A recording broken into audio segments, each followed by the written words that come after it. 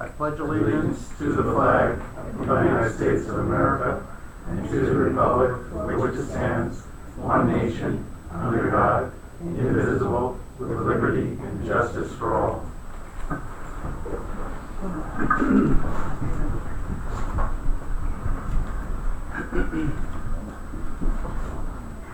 I'd like to welcome the graduating students of Suffern High School, their family, and their friends. We are proud to recognize all of you tonight with the Certificate of Excellence for graduating in the top 10% of your class, and what a great accomplishment that is. We wish you much success in your future endeavors. So, with that, I'd like to read the names of everybody.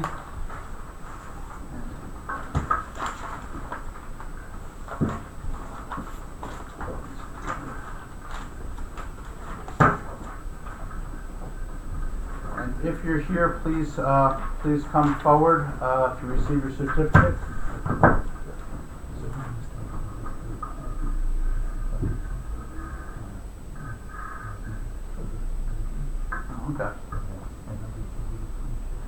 Okay. All right, we're going to change that around, which I like. Okay. Very good. Donna, I'm going to just ask if you could call out their names, just so that I could then give that to them. And then at the end, I'd like to have everybody who's here tonight come forward so we can just get a picture with the board and with all the graduating students. Okay.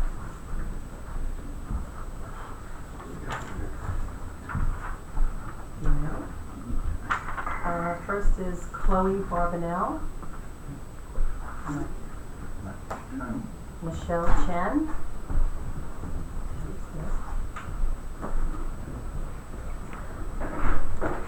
Congratulations. Stephanie Chen,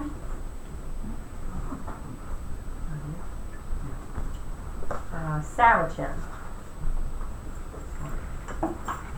Julia Christian,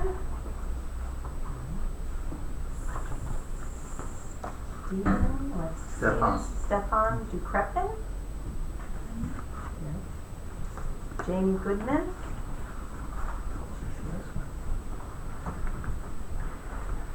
Congratulations. Darwin Grove, Armand Kakar,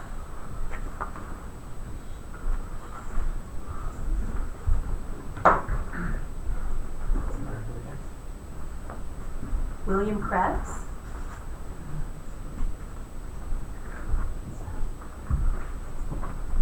Congratulations. Thank you.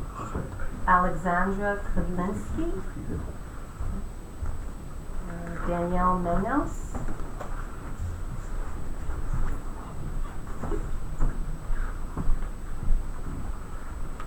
Congratulations. Brandon Wright, Congratulations. Thank you. and Patrick Saluski.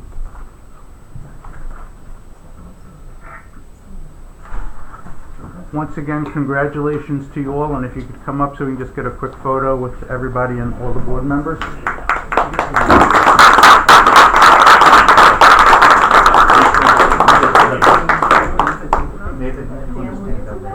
Yeah.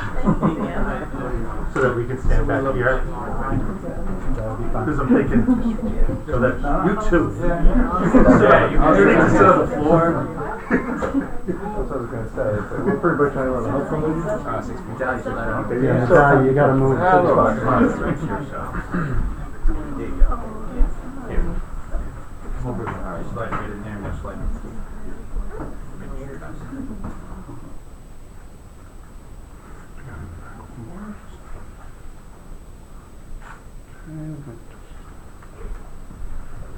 The photographer's not your suit fan? Any parents in the back that want to come forward, that's also. Thank you all for taking time out of your busy schedules to come down tonight.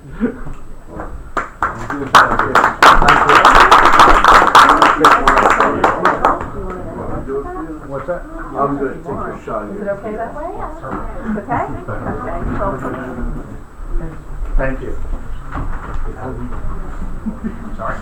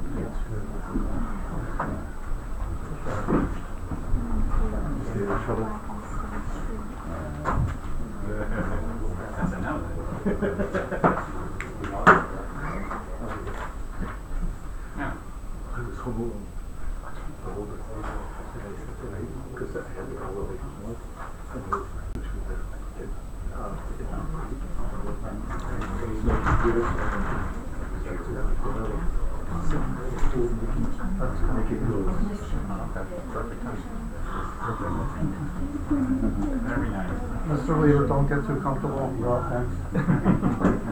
Perfect time. Okay, great. All right. You could just come on up. Are we up here? Yeah. Okay.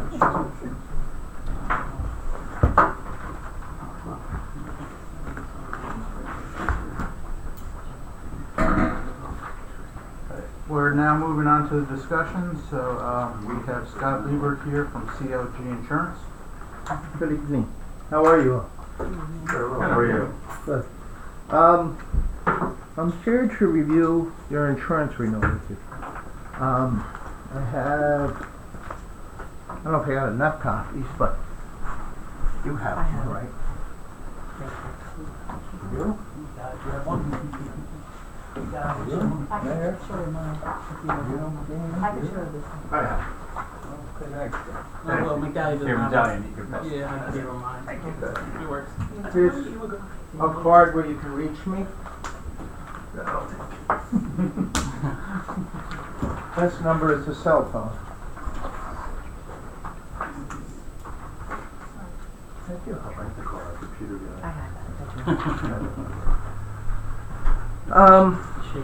I'm going to review this. This is an insurance proposal for the renewal. I'm just going to review it page by page. If you have any questions, just please interrupt me. We'll just go over it. If you turn to the tab that says Insurance Programs, which is page 12.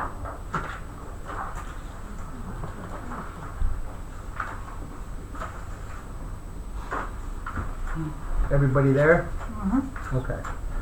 This is your insurance company and its best rating. You're insured with the New York State Municipal Insurance Reciprocal. Yeah. And it's an A- rating by the AM Best Company. And then the State Insurance Fund, which is not rated at all because it's part of the state, for workers' compensation.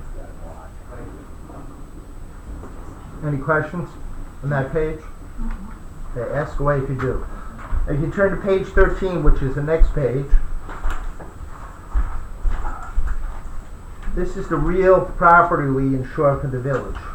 Real property meaning buildings, contents. You'll see the first line item is 251 Cherry Lane, Airmont, New York. Village offices, we're sitting in this building. Buildings insured for the building limit is 3.825042 million. The contents in the building, which are the tables, desks, chairs, and anything that can be taken out of the building, is 225,101. It's a frame building. We have an area of 15,600 square feet, 604 square feet. Year built was 1860, but we have taken into account that you refurbished the whole building. The other building we insure is at 251 Cherry Lane, which is building number 2. It's a garage for $77,098. Contents in the garage for $28,139. And again, it's a frame building. Square footage is 1,146 square feet. We have it built in 1980, and it's 1 story. We're also insuring a gazebo for $22,511 and a generator for $60,537. So we take all those numbers, building limits and contents limits, and add it up. And if you'll see at the bottom, the total blanket values are $4,238,428. Now remember that number, and we go to the next page, which is page 14. Before we go, I have a question. Okay.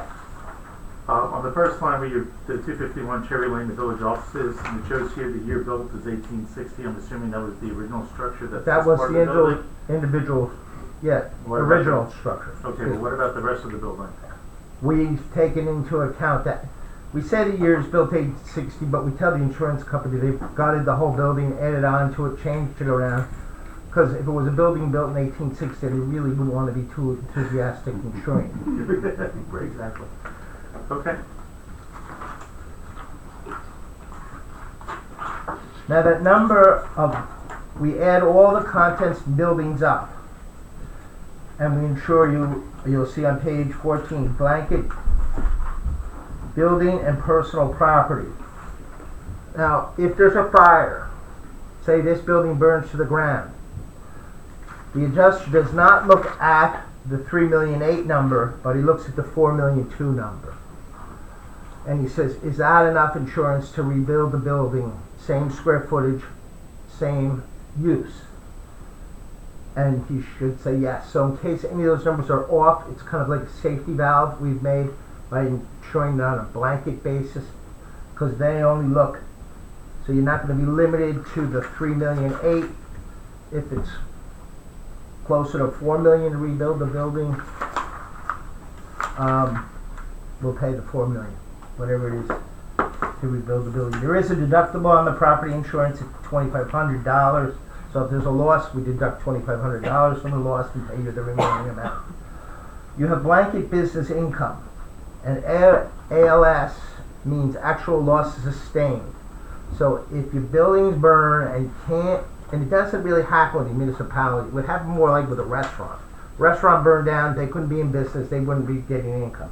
But in municipality, even if your building's burned down, you still have to exist. And you still have to tax people, you still have to provide services, you still have to do your job as a municipality. So what's very important is the extra expense on the second below the ALS. That will pay if you have to go rent a building, and we will pay the difference between the rent and the occupancy costs here. And that's what extra expenses, and you really need that more importantly than business income, but they come together. We include also equipment breakdown, any kind of equipment you may have that breaks down, call us and we'll see if we can get it covered. If it's a 40-year-old pump and it was only supposed to last 20 years, we're not going to cover it, that's wear and tear. But if it's a 10-year-old pump with a lifespan, an expected lifespan of 20 years, that we could cover. So please, just call us if a piece of equipment breaks down. And it could be your phone equipment, electrical equipment, any kind of equipment. We're also insuring you for earthquake and flood with a $25,000 deductible, but for a total of $1 million, and that's it. I don't think we have an earthquake or flood problem here, but just in case, we put it in. On page 15 are extra coverages that the New York State Municipal Insurance Reciprocal includes on top of the coverages we spoke about. $250,000 extra expense, ordinance or law, that's if you have to rebuild the building to new building codes and new standards, we'll pay any additional amount on that. Valuable papers, if they burn or are destroyed. If your accounts receivables records are destroyed. Equipment breakdown, we spoke about. Loss of income and extra expense, another $100,000. Expediting expenses to get the loss settled quickly. If they need to pay some more money to get it settled quickly, they'll give you the expediting expenses. Again, ordinance of law, spoilage, which I don't think you really have an issue with spoilage. That would be like a refrigerator goes out and the food is spoiled. Meals on Wheels, a restaurant might have more problems because they keep food in the freezer. Any newly acquired locations that you don't tell us about, but please tell me about them, are covered for $1 million for the first 30 days. But if you're buying a building, give us a call so we can add it onto the policy. For power service interruption, there's a waiting period of 24 hours before we start to pay on that, and we also pay $500 if half the buildings, $500,000 if half the building's burned down or a piece of the building's burned down, but you got to wreck the rest of the building and pay for that demolition.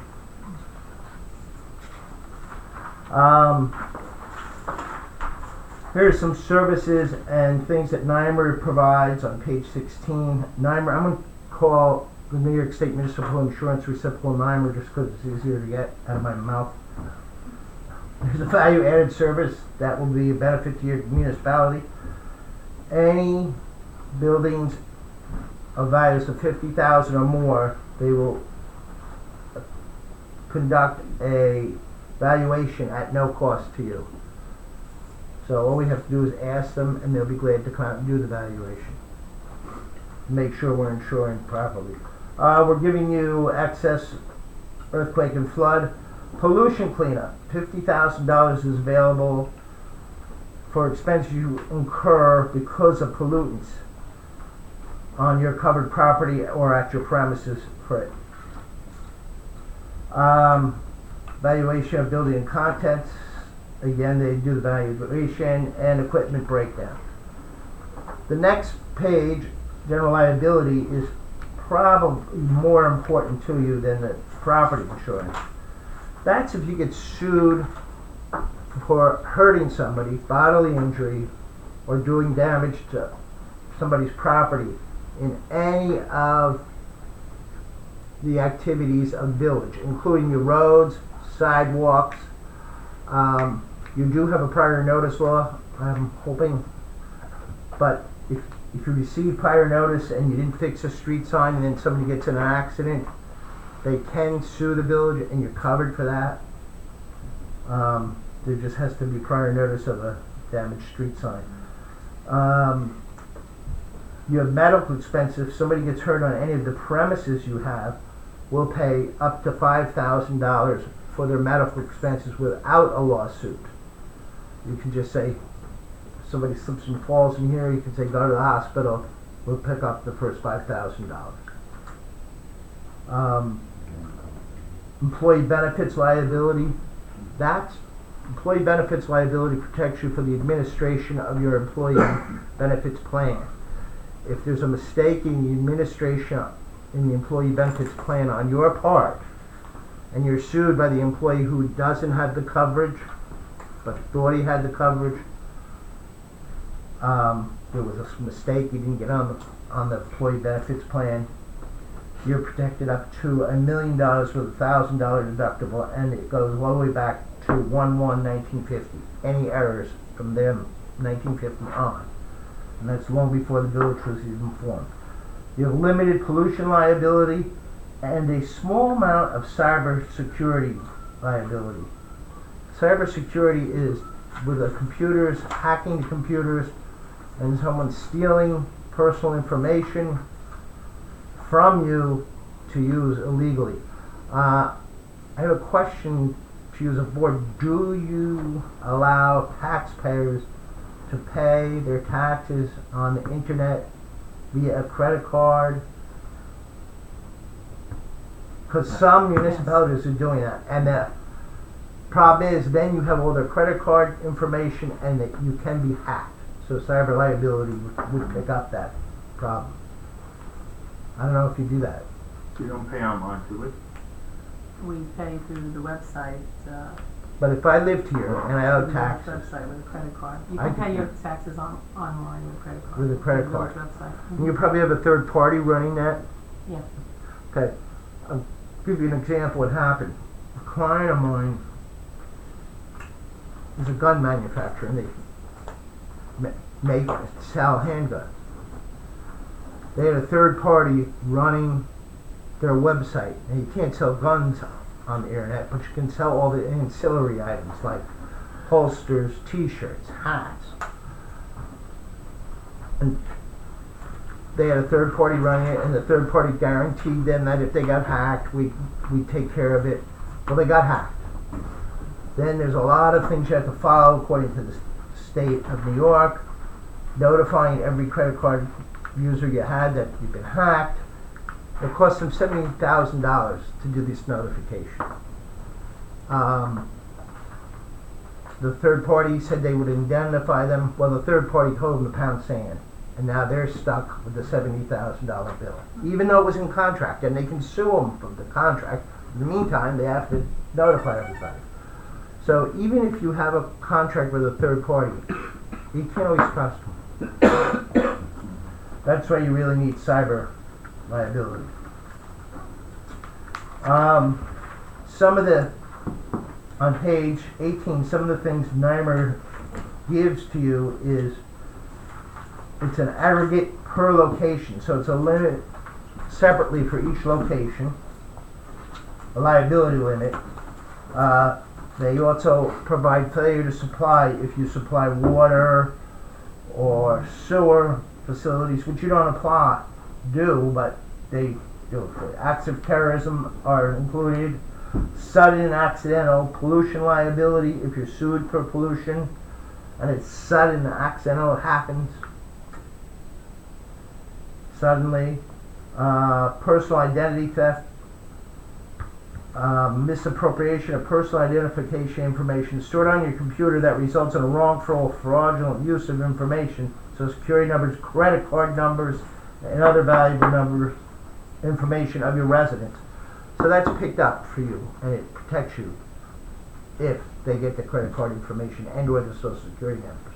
That's not only of your residents, but it's also of your employees, because you do have personal information of your employees.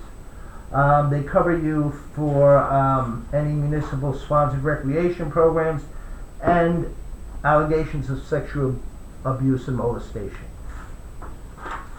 I don't know if there's any questions, but that's the general liability portion of the policy. Then we have automobile for $1 million in case you get into an automobile accident and you're sued. And on page 20 are the vehicles we're insuring. Now the first one is a trailer. It's the speed light trailer. It tells you how fast not to go or to go. And then we're insuring a 2003 Chevy, a 2011 Ford, 2008 Ford, and a 2019 Ford.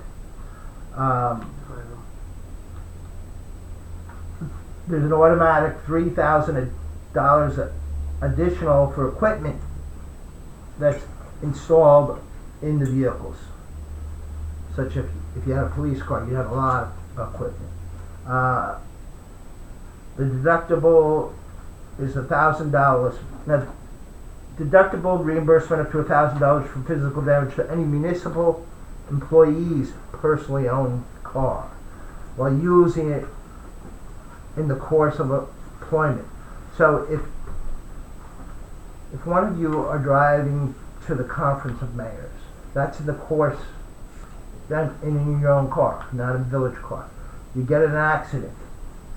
There's physical damage to your car fender's bent out. NYMER will pay up to $1,000 on top of your own insurance if you need it. There is replacement cost for police vehicles, but you do not have police vehicles.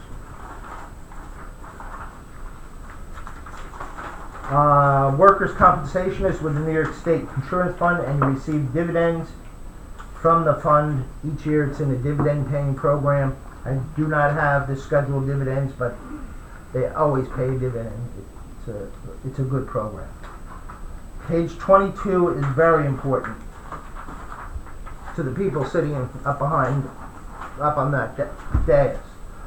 It's public officials' liability. This is where, if you're sued for a decision you may make, no one's hurt, nobody's property damaged, but you out of the board made a decision.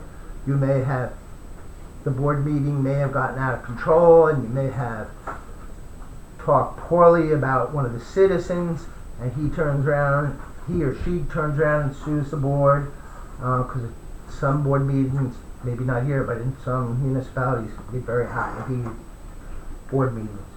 Not here. Maybe not here. There's a deductible only to the claims payout, not to the defense. They will defend you, and if they have to pay, they'll pay, and then they will bill you back $2,500. That's how the deductible works.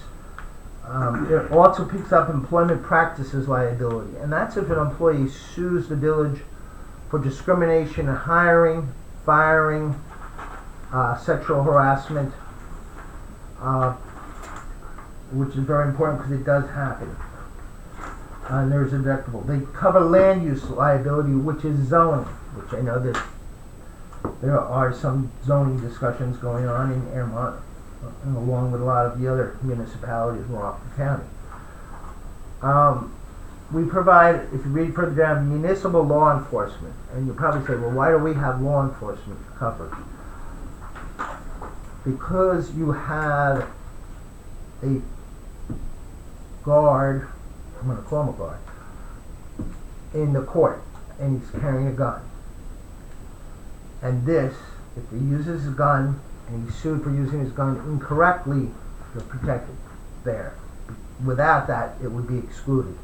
So we had to add this. We had this conversation with the village a couple years when you decided to have a guard or a court officer that has a gun. So that protects from any wrongful acts. The court officer, somebody gets a little heated and they grabs a person, hurts a person's arm, and then the village is sued. That's where this would be covered. Any of the court officer's actions that create a lawsuit. On page 23, it goes on to describe how the first bullet point is how the deductible applies only to the indemnity payment, not to the defense costs.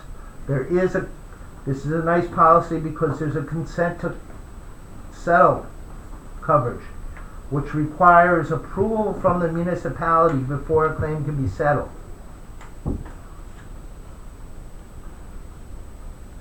And you have the right to review before it's settled, which is really nice. That isn't offered in many cases. As a matter of fact, that's one of the downsides of insurance. They usually just settle without your consent, and you really don't want it to settle. Full prior acts are covered that took place any time prior to the inception date of your policy. Defense costs are payable in addition to the limit, say the $1 million limit, but the defense costs are whatever the defense costs are. Employment practices liability is covered, and you also have extended employee practices coverage, which covers for back wages, mental anguish, emotional distress, a $25,000 defense expense for non-monetary claims. You're covered for allegations of civil rights and discrimination during a tax assessment, issuing of license, permits, and zoning. And then the land use, which is zoning and land use claims are an active area of litigation for municipalities. New York State Municipal Insurance Reciprocal does cover that. Then if you turn to the next page, which is page 24, over the general liability, auto liability, employment benefits liability, public officials liability, and law enforcement liability is a $5 million umbrella. So you're covered for $6 million in any liability event that you could be sued for. Now you can raise that umbrella, but right now it's at 6. 6 or 5? Excuse me? 6 6 or 5. or 5? It says 5, but The 1 minute. 1 million is the Oh. base, and then you put the 5 on Okay, top, does so that you're covered also- for 6. Just to be clear, does that also cover a land use, Yes, it does. Goes over the public official's liability. On page 25, we have crime insurance. That's if an employee steals, or a volunteer steals from the village. Every employee is covered up to $100,000, and it includes the treasurer and the tax collector. And then there's coverage for theft of monies and securities for $5,000 if someone comes in with a gun and steals cash. But the main thing is theft from employees. You do have to prosecute the employee. You cannot just say, well, they're having a hard time, let's let them go. If you won't prosecute them, they won't cover it. So you have to report the theft to the DA. Now if you turn to the summary tab, on page 27, it gives a breakout of claims you've had over the past 5 years. It tells you the claim, the reserve, and if anything's been paid. The reserve is a number they set up that they think they're going to pay the claim for. And if you look at the first line of property, there's a $10,000 reserve. Nothing's been paid, no expenses. So it's $10,000 in total. Now if you look a little further down, we had a property claim in 15-16, years 15-16, of $2,020, and that was paid to you. Hardly had any general liability claims, a couple physical damage claims on your auto on the bottom. Then if you turn to the next page, they're all zeros except for one minor workers' compensation accident. Your claims history, because we insure quite a few municipalities, looks pretty good compared to other municipalities. If you turn to page 29, these are open claims. There's 2 of them. It's a general liability claim that occurred in November 2018. The claimant was an F. Siegel and something to do with the road design, and the reserve, they think they're going to pay $8,500, but they have paid nothing to date. And the other claim happened in March of 2019. Somebody was struck by a motor vehicle, or the village of Airmont was struck by a motor vehicle. $10,000 is a reserve, but nothing's been paid to date. The pricing of the policy is on page 30, and there's 2 columns I want you to look at. The first column is what you paid last year, and that's $40,292. The renewal premium is $41,491, so it went up a little over $1,000, maybe $1,100, if my addition's right, or $1,200. About that. We raised the building limits a little. Your budget, the premium is based on your budget. If your budget went up at all, the premium goes up. And that's the pricing. The middle one is this: if we use the old rates. I don't know why we even put it in there, but it's if we use the old rates and the new exposures, it would have been $40,000. But the renewal premium is $41,491. And then workers' compensation dropped because the payroll dropped. It was at $791, now it's at $631. And the rate dropped a little. It was 20 cents, $100 of payroll, and now it's 18 cents, $100 of payroll. So instead of $2,074, which you paid last year, you're paying $1,687 this year for workers' compensation. I have a question. Yeah. Please. The renewal exposure of 631, that's as of when? The comp policy runs from July to July. July to July, thank you. So this is the exposure, the 631 versus the 791, that's as of what date? That's anticipated this July to next July. That's an anticipated number. Now, if it's higher, you will be audited, and then you'll have to pay more about 2 months after the policy expires. If it's lower, after 2 Then you months, get money back. then you get money back. Okay. We try to be as accurate as possible. I was but- just trying to see where you got that number from. Yeah. And speaking with the village clerk. Okay. Okay. So the total premium is on page 32. It's $43,177.66. The premium can be financed or it's due on inception. On the last page, we do have some recommendations you may want to consider or you may not want to consider.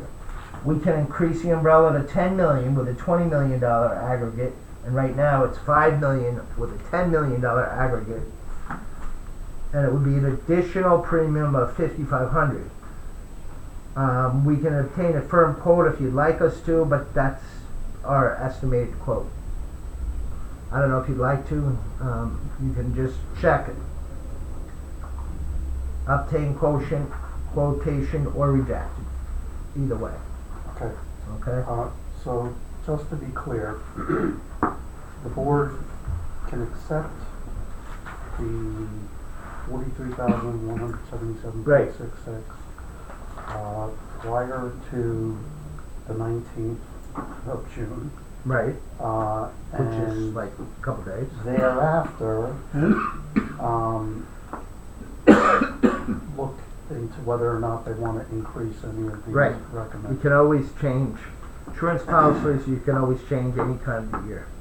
Like you buy a new car, or buy a new building, or you want to reduce the coverage on a building, or you want to increase your umbrella.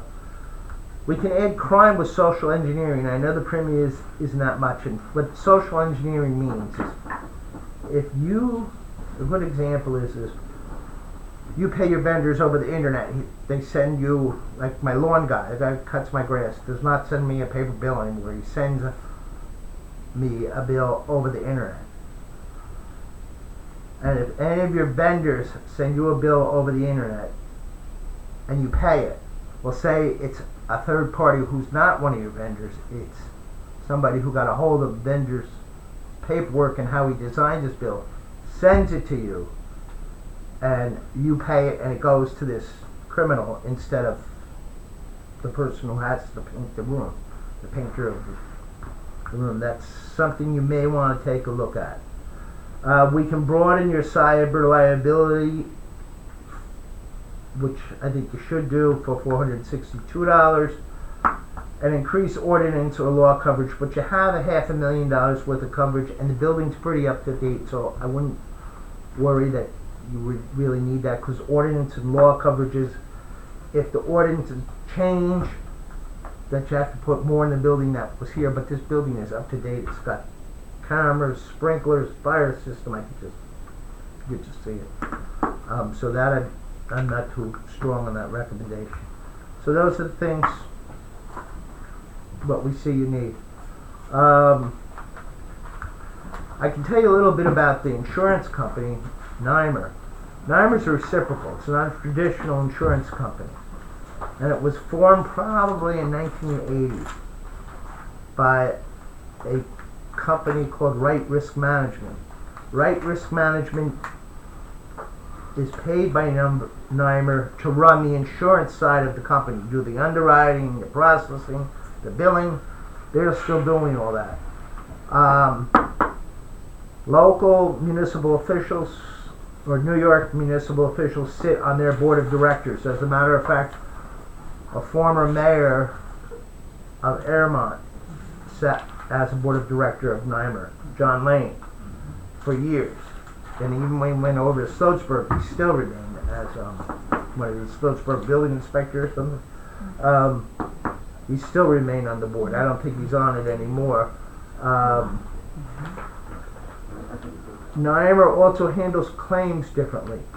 If they if you get a claim, like a fraudulent claim, and everybody knows it's fraudulent. An example is I insure the Village of Highland Falls. You know, the Village of Highland Falls has a main street with some bars, well, with a lot of bars, on the main street on the entrance to West Point. And there's a couple town drinkers, and they slip and fall on the sidewalk. Mainly because they're drunk, not because the sidewalk is made poorly. Now, a traditional insurance company might just settle that for $5,000 to make it go away. The attorney gets a piece of it, the town drunk gets a piece of it, and the village is just pissed off because you paid a claim that you shouldn't have. NYMER fights claims if they feel they're fraudulent, and they will spend more money to defend a claim than just to settle if the settlement is less expensive, which a traditional insurance company will do, settle whichever is least expensive to them, but file the contract. NYMER has been in business since 1980 and never has had an assessment. You can be assessed in NYMER if they run out of money. And how they would run out of money is they collect premiums, keep it in the bank, put them in a pile. They pay claims with that money. They have reinsurance on top of that. They have insurance on top of the money that they have to pay claims. So the reinsurer would have to go bankrupt and NYMER would have to go bankrupt simultaneously, and there have to be enough claims to do that. So I would suspect if we had a tornado tore through the state of New York and there were a ton of claims, it might go. But right now they're doing fine. The A- rating is a good rating. And NYMER's a good company. I don't know if you have any questions. Oh, I'm good. You're good? Well, Thank you for presenting. I thank you for your time. And if I could ask you, if you could fax me, email me, or send me back this last page just signed, and if you want any quotations, we'll get firm quotations. And if you don't want them, just put reject. That's really for my files. Just really to cover me in case something happens and I suggest it and you didn't buy it. But that's okay if you don't buy it, as long as we just both agree on it. And that's it. Thank you. And if you need me, you can reach me on my cell phone anytime. If it's easier to call me in the evening, call me in the evening. And my office, Veronica Lent, is my assistant who does really all the hard work. And you will hear from Veronica on and off. Okay. And I thank you all. Thank you. Thank you. It's been a pleasure. Good night. Yeah, you too. Good night.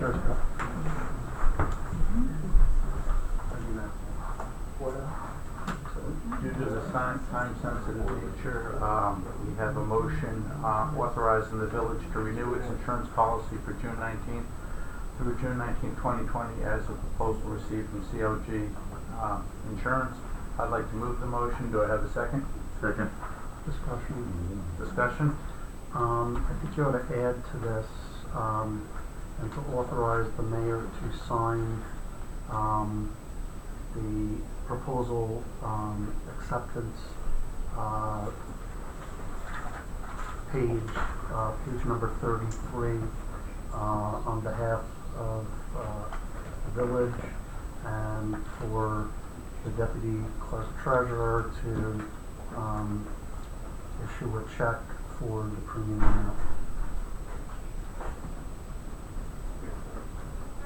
I would also suggest that we add the cyber liability to get the quotation on the cyber liability. We can talk about the crime and social engineering and the umbrella at a later date if we wanted to go. But just to ask for the quotation on the cyber liability wouldn't be a bad thing. I would say if it's just a quotation, They quote it do all. it for everything. Quote it all. Yeah. Yeah. I'll agree with that too. So you can sign it, we can sign it as it is So- right now, and just ask for the quotes on everything else. Right. Ta-da, ta-da, ta-da, ta-da, sign, date. Ta-da. Hold on, let's pass the resolution first. That's the resolution. All in favor? Aye.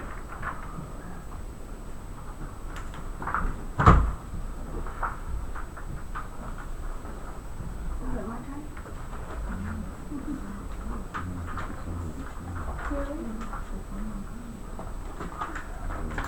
I'm gonna give this to, the deputy village clerk treasurer.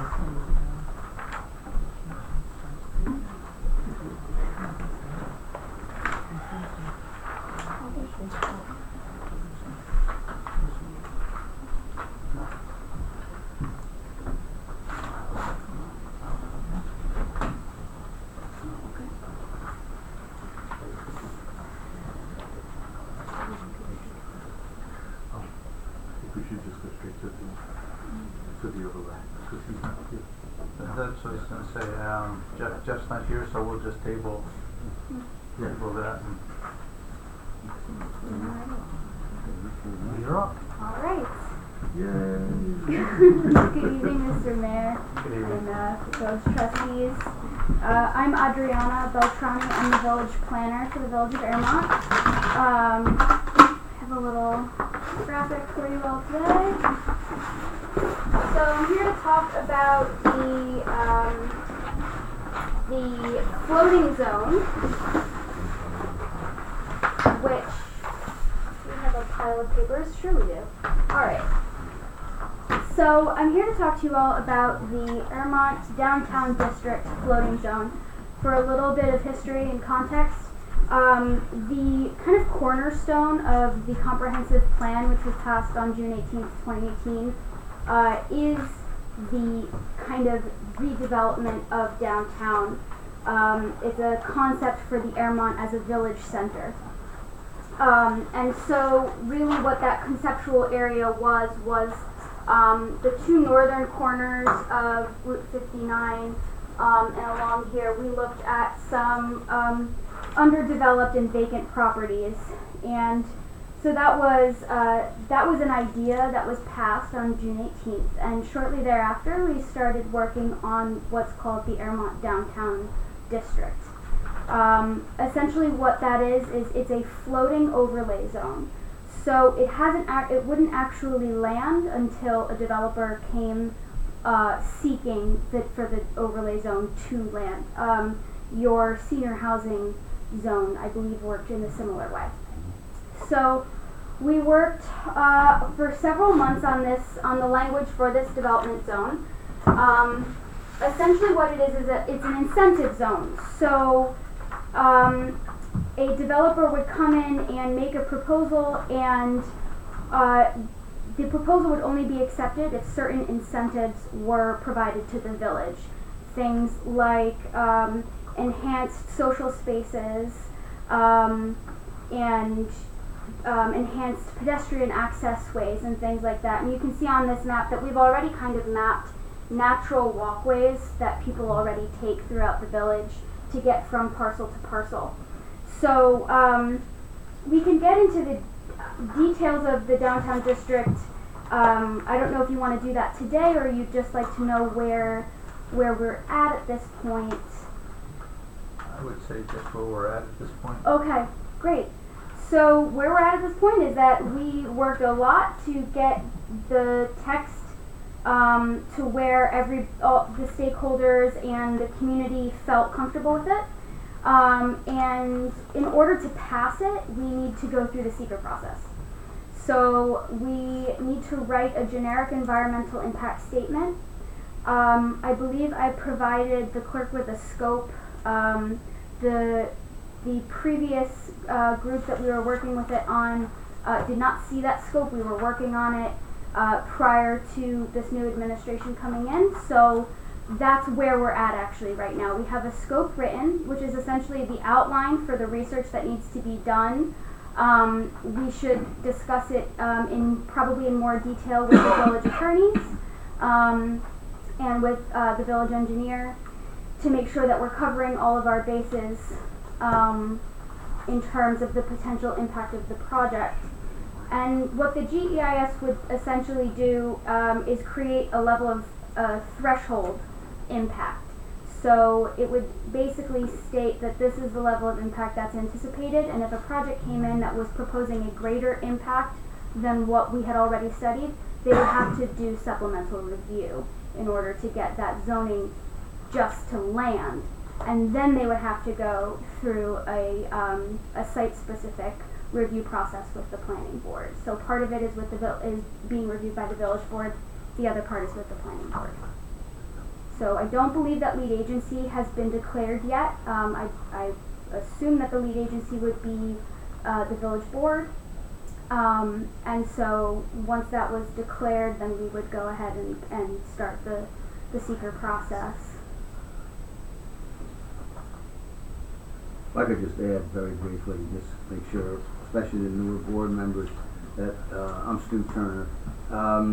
The seeker, I don't know if you all know it, it's State Environmental Quality Review. So any action that you take, like adopting a zoning, you have to go through this environmental review, and that's what Adriana is talking about, seeker.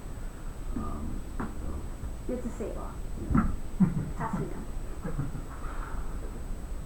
So then, just to put steps behind it, you're saying the first thing we have to do is declare the board as the lead agency, Yes. and then start moving forward with allowing you to do the seeker. Yes, And, exactly. I'll back up. To review the scope with the Right. attorneys and the planning board, at which time, once that is all taken care of, you would then go and apply, submit. Yeah, so we would start the GEIS. The GEIS is going to be a research project. It's going to be a lot of analysis. Okay. So the scope has already been prepared, but like I said, I think it needs to go through some internal vetting with the village first. Sure. So yes, first would be declaring lead agency and sending out a notice of intent to interested and involved agencies that you, as the village board, intend to declare yourselves lead agency for this action. And then we would propose a scope. Once that scope is drafted, we then need to make that scope public and allow for a public comment period, and whether or not you want to hold that as a meeting or as just a period where written comments can be submitted, that's fine. Then we would revise it based on those comments, come back with a final scope that would need to be passed, and then we would go ahead and start the writing process, the analysis and the writing process. From the seeker. Of the seeker, of the GEIS. So Okay. we've actually already in practice done the part 1 and the part 2 environmental assessment forms. So part of this process is done, it's just not formally, hasn't formally gone through the process yet. Okay.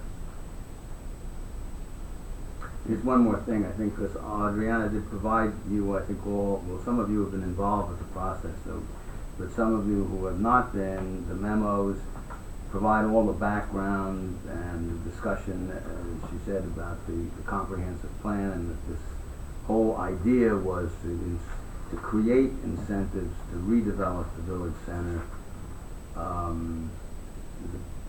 above and beyond what the current zoning permits. So it does allow some mix of uses, including some residential uses. Not a residential zone, but The whole concept was for it to yeah. be mixed use, and so Yeah. mixed use would indicate commercial and residential. There are very strict design guidelines regulating where residential can be located, how much of it, and how large each unit can be, and so of course encourage you guys to again review that text and get any comments that you have to us.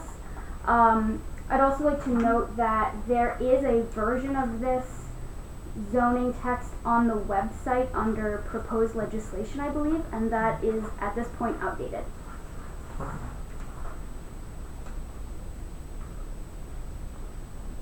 can you give an example of how outdated it is? Actually, it was submitted, I believe, prior to a public comment session that was held in December, and out of that public comment session came some comments, and so we incorporated those comments. It's not substantially different, but there is some verbiage that is different. I believe we may have added a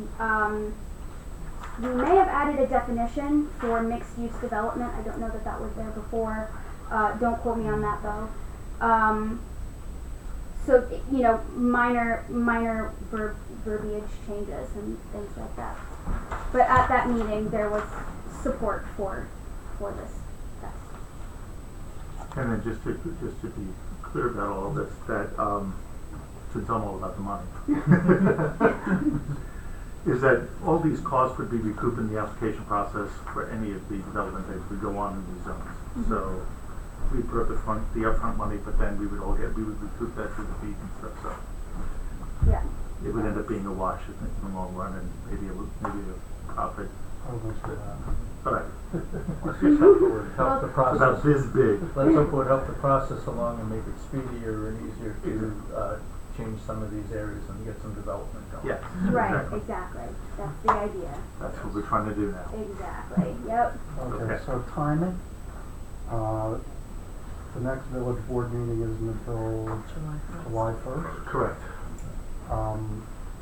Would there be any utility in having them declare themselves with the agency tonight, or does it matter and have them wait for the regular board meeting in July?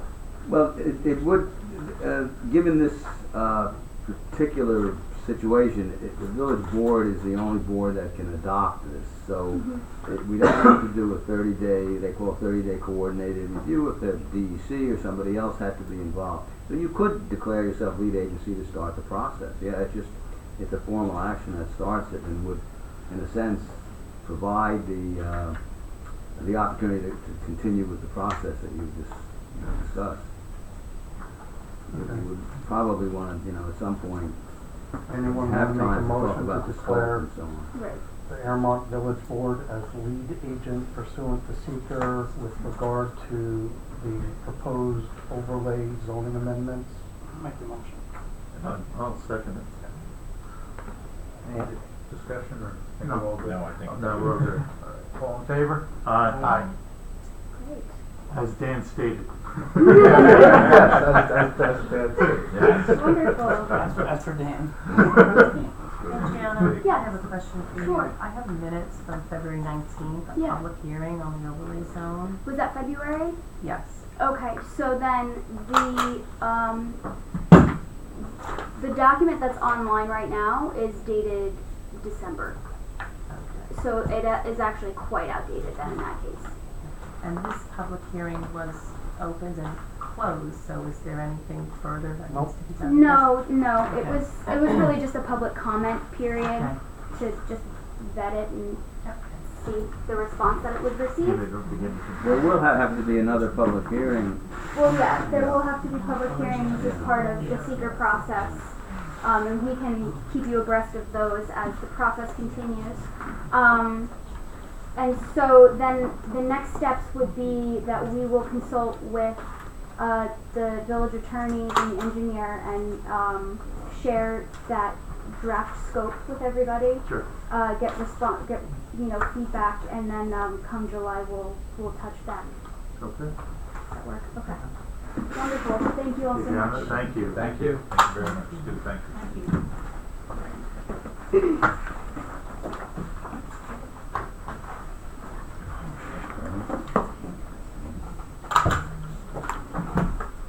Next, we have Eve Mancuso from Booker Engineer.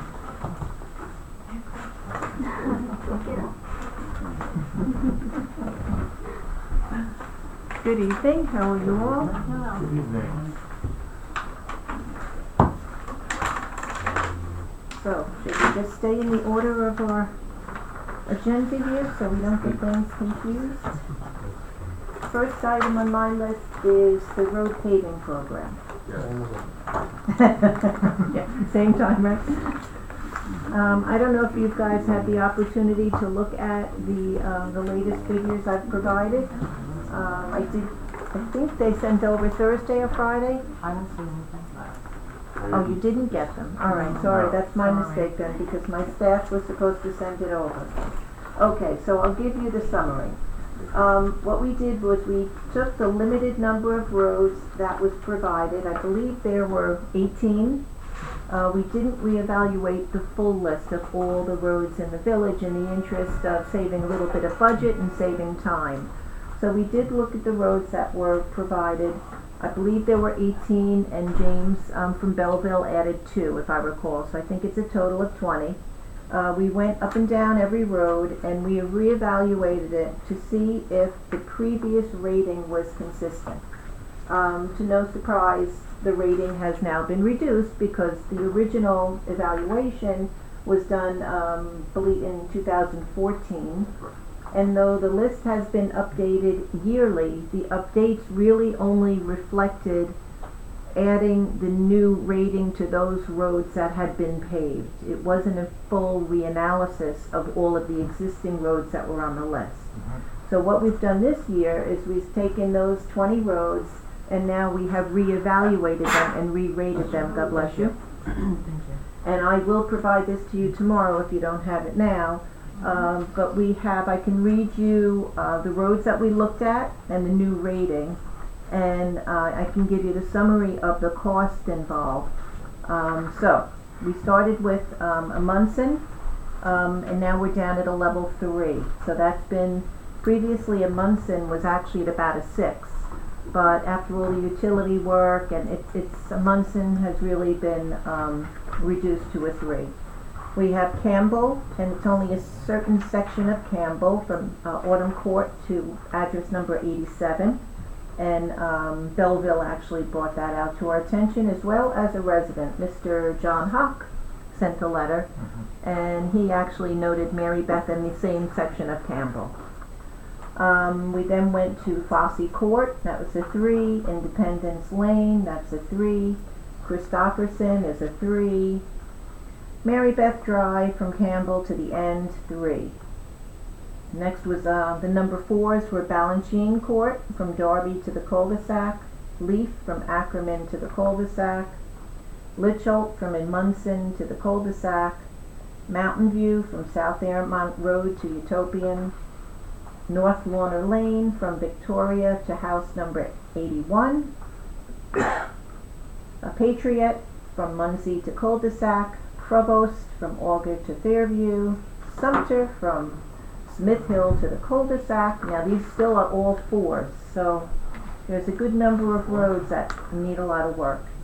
Utopian from South Airmont to Church.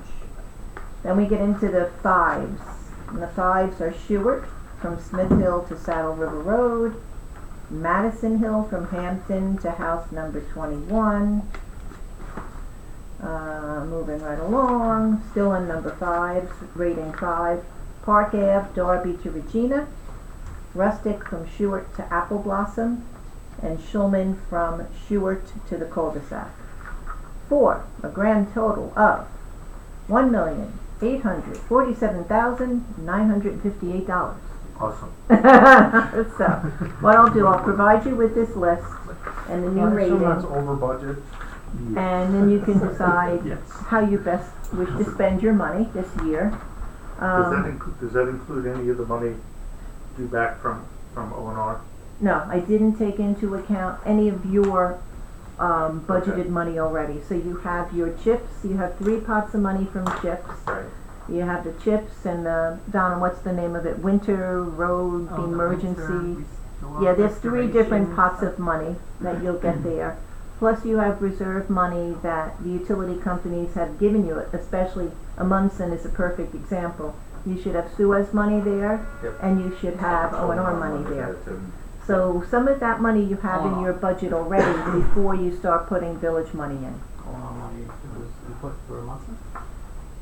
O&R, I believe there were there were 2 trenches on that road to my knowledge.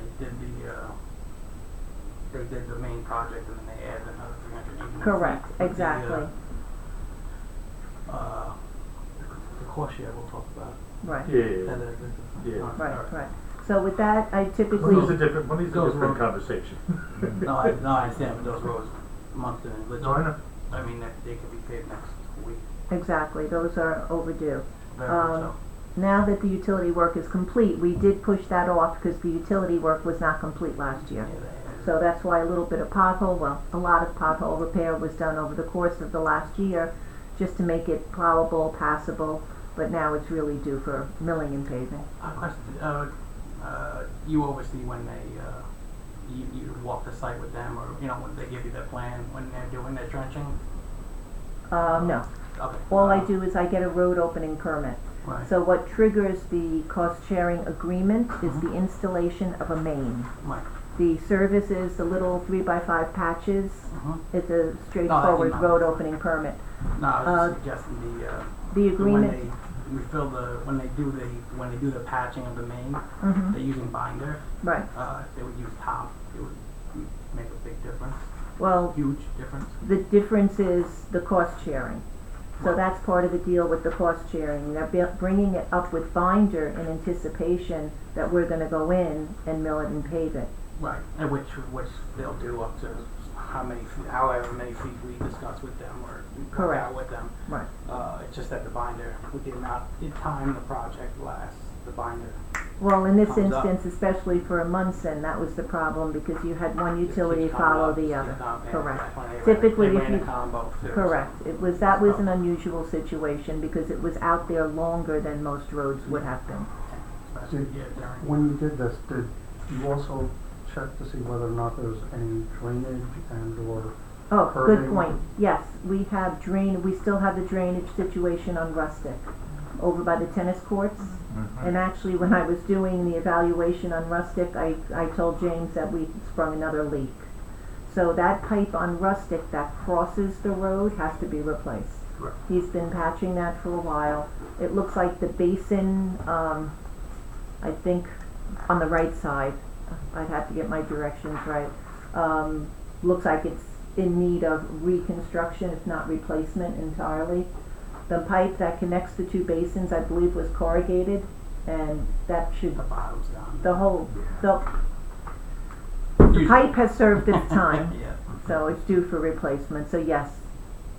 I'm glad you brought that up, but I believe there was a quote submitted for that last year, but, Billville would probably have to resubmit something on that, cause I remember looking at that one last year, and that's why Rustic was taken off of last year's list. So it's back. Other than that, there were no other drainage projects that we haven't discussed before. So I'll give what you, should the board do? Like, should you prioritize, well, that's of what the this 20? rating system is for.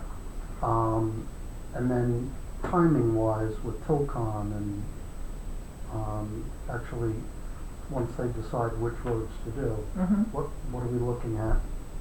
Well, the sooner you get to Tilcon, the better. You have the option to go with the town bid. Tilcon has the town bid. The prices are higher again. Cavalieri has the county bid. But I had an interesting conversation with another engineer from my office that he said that it looked like the state bid with Tilcon was a little lower. So I want to check if we can join the state bid and see what the escalator is, because I find it hard to believe there wasn't an escalator in it, because the current price for tonnage is about 114 a ton. They were down at 84. Those were 2 years ago. That was 2 years back. That was the number. Right. So I don't know if that term is ending on July 1, or if there's just a giant escalator in there based on the cost of a barrel of oil at the time you buy your product. So if that's the case, there's no real cost savings, because if you buy it at a certain time, everyone has that same cost of a barrel, because it's on a state list. That's a known number. It doesn't vary. But I think it's worth looking into, even if we save $5 a ton. Whatever amount it is, we'll stretch the money that much further. Can we get an answer for July 1st meeting on all of this?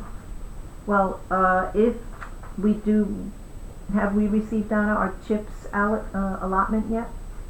I don't think so. I don't remember seeing it, that's why I asked, because you need to know how much money you have for chips, and then how much money you have, if you can check your budget, how much money you guys have in reserve. Take a look.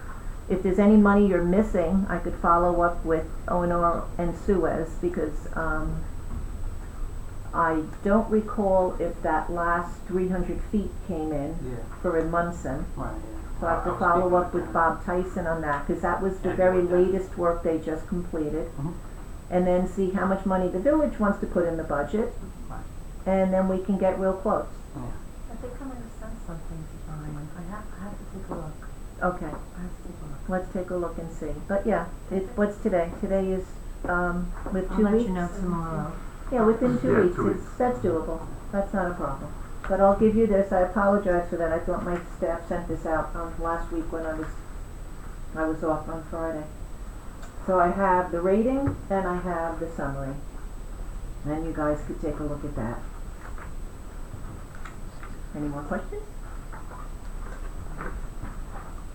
Nope, moving right along very quickly. Are you gonna send your the Excel spreadsheet? Yeah, with these if you for the like it, ratings as well? you can either, whatever you prefer. You want an Excel, you could move the numbers around Yeah. and retotal it, and, Yeah. I know. I know you're the bean cow. I know, yes, I can certainly do that. Sure. Okay, Thank you. next, moving right along. So Mountain View Ave. So Mountain View Ave has been out there a while. It's interesting you say purchase, because years ago, and does go back a few years, actually Brian Brooker looked at it before I even joined the firm, and then I looked at it again. So essentially, just for your information, the fire department wanted that turnaround deepened. And essentially what it is another roughly 10 feet beyond where it is now. So it would be, right now it returns in a little wall, a railroad tie wall, but the grade comes up. So we'd have to cut into the grade about 10 feet, either grade it off or build another wall. It's probably easier just to grade it off if the resident would allow for it. And then of course pave it and be done. What's do we know what our right of way is over there, what we have over there? Yeah, well, this is the standard right-of-way. Mountain View is 50 feet.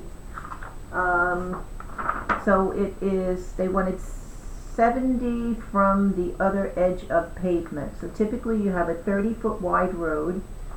So when we did all when we laid it out with the fire truck and the wheel turning base, it was the other 10 feet. So it doesn't go over onto the neighbor's property? Correct. It's all within right? With all the right of way, correct. So that's not a 30-foot road. Say that again? I don't think it's a 30-foot road, and so we No, should it's all a be with it 50-foot all right-of-way, so it's going, the T turnaround is going onto that neighbor's property, right of way, correct? beyond the right-of-way. No, that's why you need the easement. But now you say purchase, so are you purchasing? Because previously all the discussions was for easement. Well, that's how it was presented to me in the beginning, when somebody first said it to me, when I was first getting involved with the paving Okay. a few weeks ago.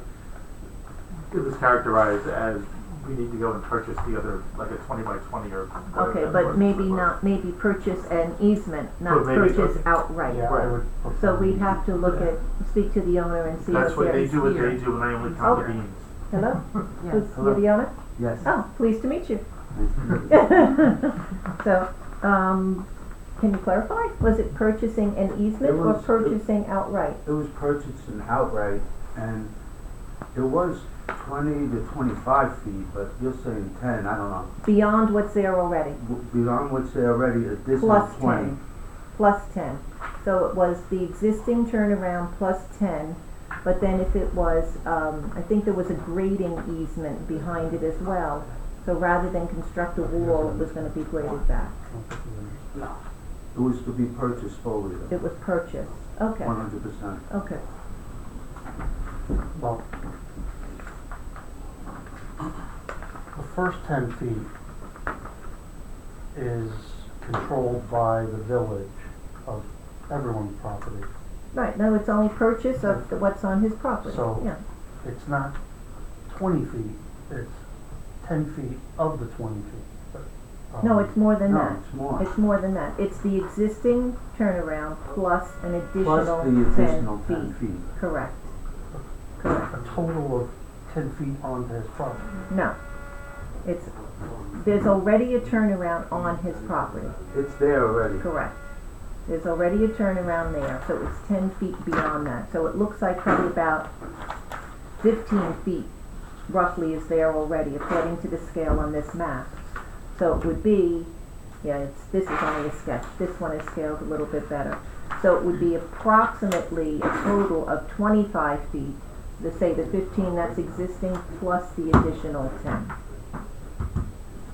But we'd have to do a whole, I guess a subdivision of it to attach that to the right-of-way and remove it from the private lot. How big is the lot, you know? How big is your lot? You in R40 zone, I guess? Looks like a good sized lot. Yeah, it's about an acre. Yeah, looks like it's a good size. He has a very large property there. We want to make sure that we're not creating a non-conformity. I would, just by looking at, I could show you this if it just, you want to It's conceptual. an acre. Yeah, there you are. You have a good sized property. Yeah, But just so they know, it's a good sized lot, and I would doubt that it would really reduce. So this is the sketch. You want to pass that down.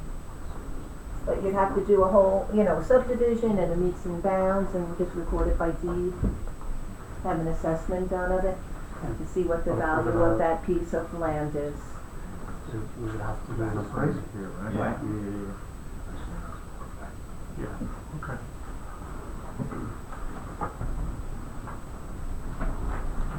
So I would imagine when those houses were built, there's probably an easement on there already for the improvement that was constructed.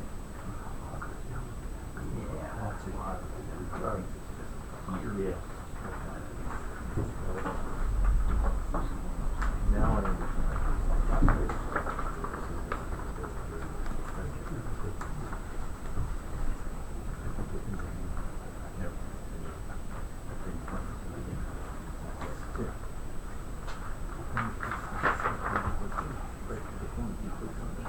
Haven't seen you in a while.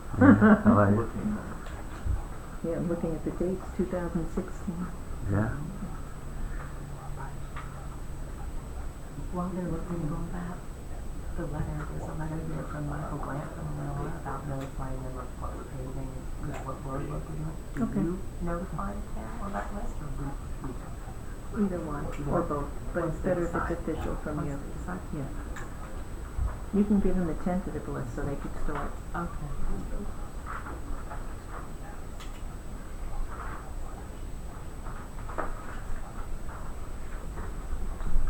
And that's the only possible drainage or rustic, because they either want to know that. Put rustic in, That's yes. the only one. And then, Belleville has to do work there as well, so he can get it done within a month if he has to.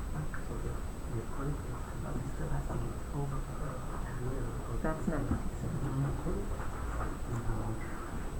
Yeah, actually, told me he's doing Echo Ridge and Overbrook. Well, Echo Ridge didn't get approved yet. Okay, I guess he's doing Overbrook first. You have a copy of it? No, I do when I don't. Yeah.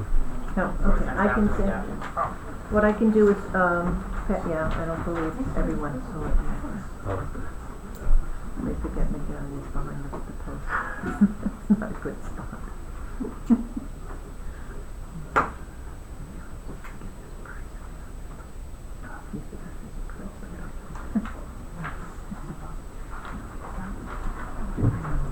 Okay, again, I can send this stuff to you as well and firm up the numbers on the square footage that would be needed if you wanna go to the next step and get an appraisal on it.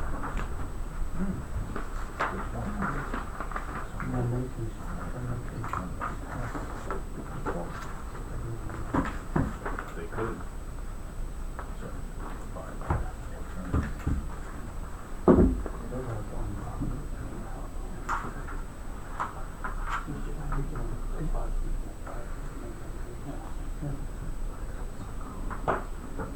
Any questions? Not right now. Moving right along? Moving right along. Okay, next on my list is Cragmere Road retaining wall. Okay, this one has been out Excuse me, there. did you have something to say? Before we move on. We have the homeowner here. I just wanted to see where we were at. Are we still at a status quo now? It's been going on for years, so, We're pretty much I mean- in status quo, but we have to move it along. yeah. We have to move it along at this point because we have to pave Mountain View. So we have to figure out what's going on. Now would be the time to do it. And now would be the time to do it. So what would be the next steps? Like when will there be resolution? When are we gonna talk about it? I mean, What I can do is give you the square footage of that area that we need, if you wanna start the appraisal process. That's exactly what we were thinking. Right, so I was gonna say, that would be the next. Right, so you know, Once we get the appraisal process done, we can. they could, discuss it further with you. okay. Thank you. We can't just say, hey, we're giving you $5,000. I didn't say that. I was just saying that it's been going on for years, and it's always like, oh, okay, yeah, we heard you, and then next thing you know, it's 3 years later. I mean, So- absent a gift, Yeah. which no one's asking you to do. I don't think anyone would mind, but we have to do an appraisal before we purchase a property as a municipality. I understand. It makes sense. So are we gonna move forward and do that? Is that what it is? Right, First so I step have to is- define the square footage of Right. what needs to be appraised, Okay. All right. Thank you. okay? We'll see you soon. Thank you. Thank you. I'm still moving the appraisal. Okay, It says, Cragmere Road. We've discussed this a few times. Unfortunately, I understand there was an accident again. So we're at a point where I think a decision has to be made if the wall's gonna be removed, or if we're whose going. wall is it? Who built that wall? It was built, I believe, before the It village looked was pretty formed. fancy. It's an old wall. Those blocks you can't even purchase them anymore. It's very attractive, Yeah. but it's not a new wall. It's been there for a while. Why it's only being hit now, I don't know. That's what we can't figure out. It's been there for many, many years. It used to occasionally get hit by a plow, but not to the extent that it's being hit today. I don't know why. I can't answer why. Okay, but any solution should take into account that it's now being hit, and Correct? it shouldn't be put back exactly where it was, correct? Well, that's the problem. Right. If there was an easy solution, we wouldn't be talking about it over and over. I mean, that's The reason it was built there is because there's very beautiful shade trees that are immediately uphill of it. I just actually had that conversation with James, because James from Belleville, I believe, spoke with the property owner, and the property owner suggested, why don't we just remove the wall and grade it back? But I thought if we did that, the tree root system would be compromised and the tree could possibly either die or fall. So James suggested, and I thought it was a great idea, that we call in an arborist to determine how deep the roots are and how much of the root system we can cut, so we can figure out if we can push back that whole slope and eliminate the wall. My only concern is that if we don't do it beyond the right-of-way and keep it on private property, instead of hitting a wall, you'll hit a slope. And guess what happens at high speeds? You flip over. So I'm not sure. We have to see if we can get that out of the right-of-way.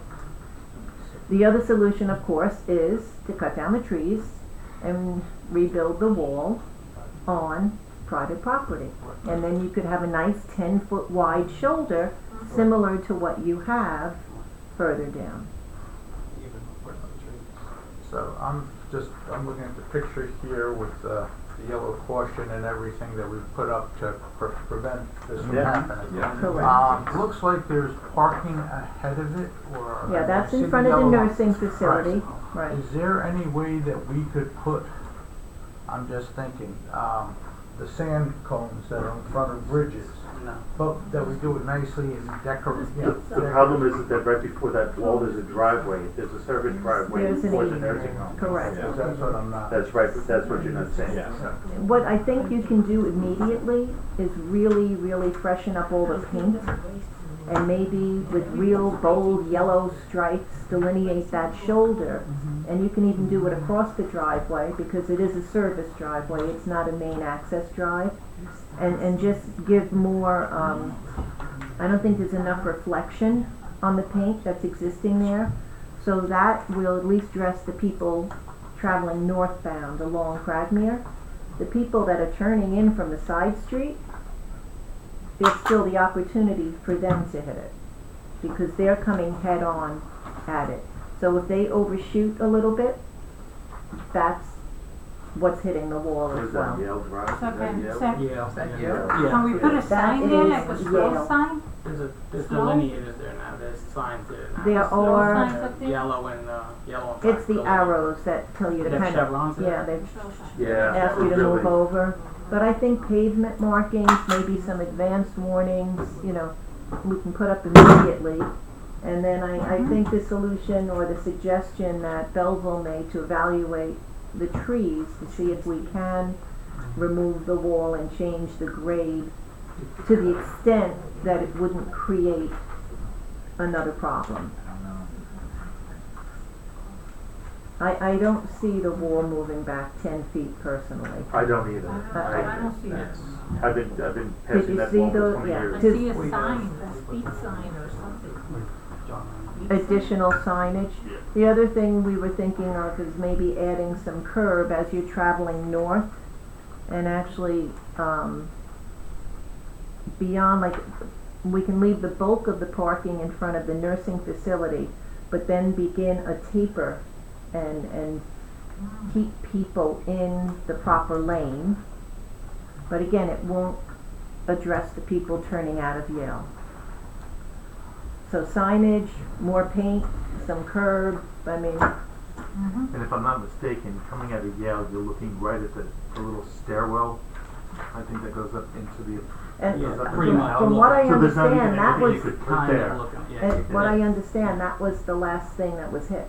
There so- was. Well, it was hit twice, so Yeah, they yeah. bounced off the ends and then hit the stairs. hit again. I Well, don't if think you, anyone's if hit you it yet from ricochet Yale. like that, unless you're on ice, Yeah. you're going pretty fast. Yeah, that was the last accident. And it wasn't an icy Yeah. day. It was not an icy day. It was not a black ice situation. No, No. no, no. No, not any, No. not No. these police reports I'm reading on. I think that's actually, like, if you can put up, like, what do they put those, like, not cones, but the. Speed bumps? No, the, They're raised delineators like, yeah, but they also, they're like, if you're putting in the lanes, they're about this round and they're about this high, that kind of, delineate the lane. Garbage? that would work. The only problem there is when you're plowing. You're not gonna be able to plow. Sure. And the road is narrow there to begin It with. is, So if you take away even a foot, right, yeah. you I know, because I worry about it when I'm driving at night, and people coming up the other way, right. with the LED lights that they mount Oh, on you're the car. blinded. You Yeah, can be you know, blinded, yeah. it's not And if fun. someone is waiting to turn onto Yale, or to queued up getting ready, slowing down to turn, and the Sure. person is impatient and they have to go around, Yeah, I think that's where a lot of your conflicts are occurring. And again, it's been there for a while. And It's also been there being for a hit- while, and I've never seen so many accidents at that. We've always No, had we- some We didn't even get the chance to fix Right it, there, yeah. first time, and right, it was full. hit Yeah. again. Like I said, most of the time it was plowing. The guys can't see it, it's late at night, and they nick Can't it a tell little before the bit. snow. Right. so I think right now is that he was absolutely right, that we have to figure out to repaint what's going on there and That's the quickest, cheapest, easiest right, for the immediate future, and then maybe evaluate, like I said, the And then tree fix the roots. wall. Maybe talk to the resident again about cutting down the trees and replanting other trees. I mean, they're beautiful trees. They really are. They really are beautiful, perfectly formed, beautiful trees. They really are. So, But the wall being ours, I mean. can you put together, is there anything that can you put in writing what you recommend us to do in the short term Oh, sure. for that? Yeah. And then The send it to us signage, and maybe we let's can do the deal with it. signage and the paint immediately, Yeah, and then maybe even the curb then. And that's something you can do immediately and within, it's within your purview and not expensive. right, and then we can go ahead and fix the wall, and figure out how to do the wall. And go Just from there. one other question, is there any way that we can improve the pavement or something that somebody? I was just thinking about that, to slow As a people down. warning or something like Yeah. that. You could do a speed bump zone. Yeah, but speed bumps, Speed something humps, happens. speed humps different. Yeah, but Yeah. you still have plowing issues with that. Not with the humps, not with the humps. A hump The is a hump little stays gentler, but Right. you'd probably have to put in two At least. to catch the northern flow on Cragmere plus the turn from Yale. Because if you just put the one by Yale, you'll miss You're still gonna miss. the southern, yeah. And then you gotta get Suffolk's approval, Well, because they're For on their the, side. half That's- of, their yeah, side. Yale is them, That's yeah, that's up.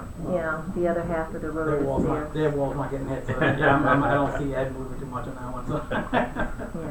So I'll go back, is groove pavement a possibility, or is that not, since we just. I was put just the thinking hump- that same thing. I have Talking a about feeling if you had groove pavement, the neighbors there would You talking like Because you're hearing it, right? You Oh, hear I it don't think that's a good idea. all That's night long. Alright. Yeah. I think I- at that point, yeah, after the 4 Yeah, months, I- like, take the trees, take the trees. Yeah, I don't, yeah, that's noisy, that's very noisy, especially at night when there's no ambient noise. Have somebody moving. You would just like be startled out of your sleep, that could be quite noisy. If you're in a different situation, when you're in a downtown area like on Route 59, where you always have ambient noise, I'd say you could try it, but it's really very quiet back there.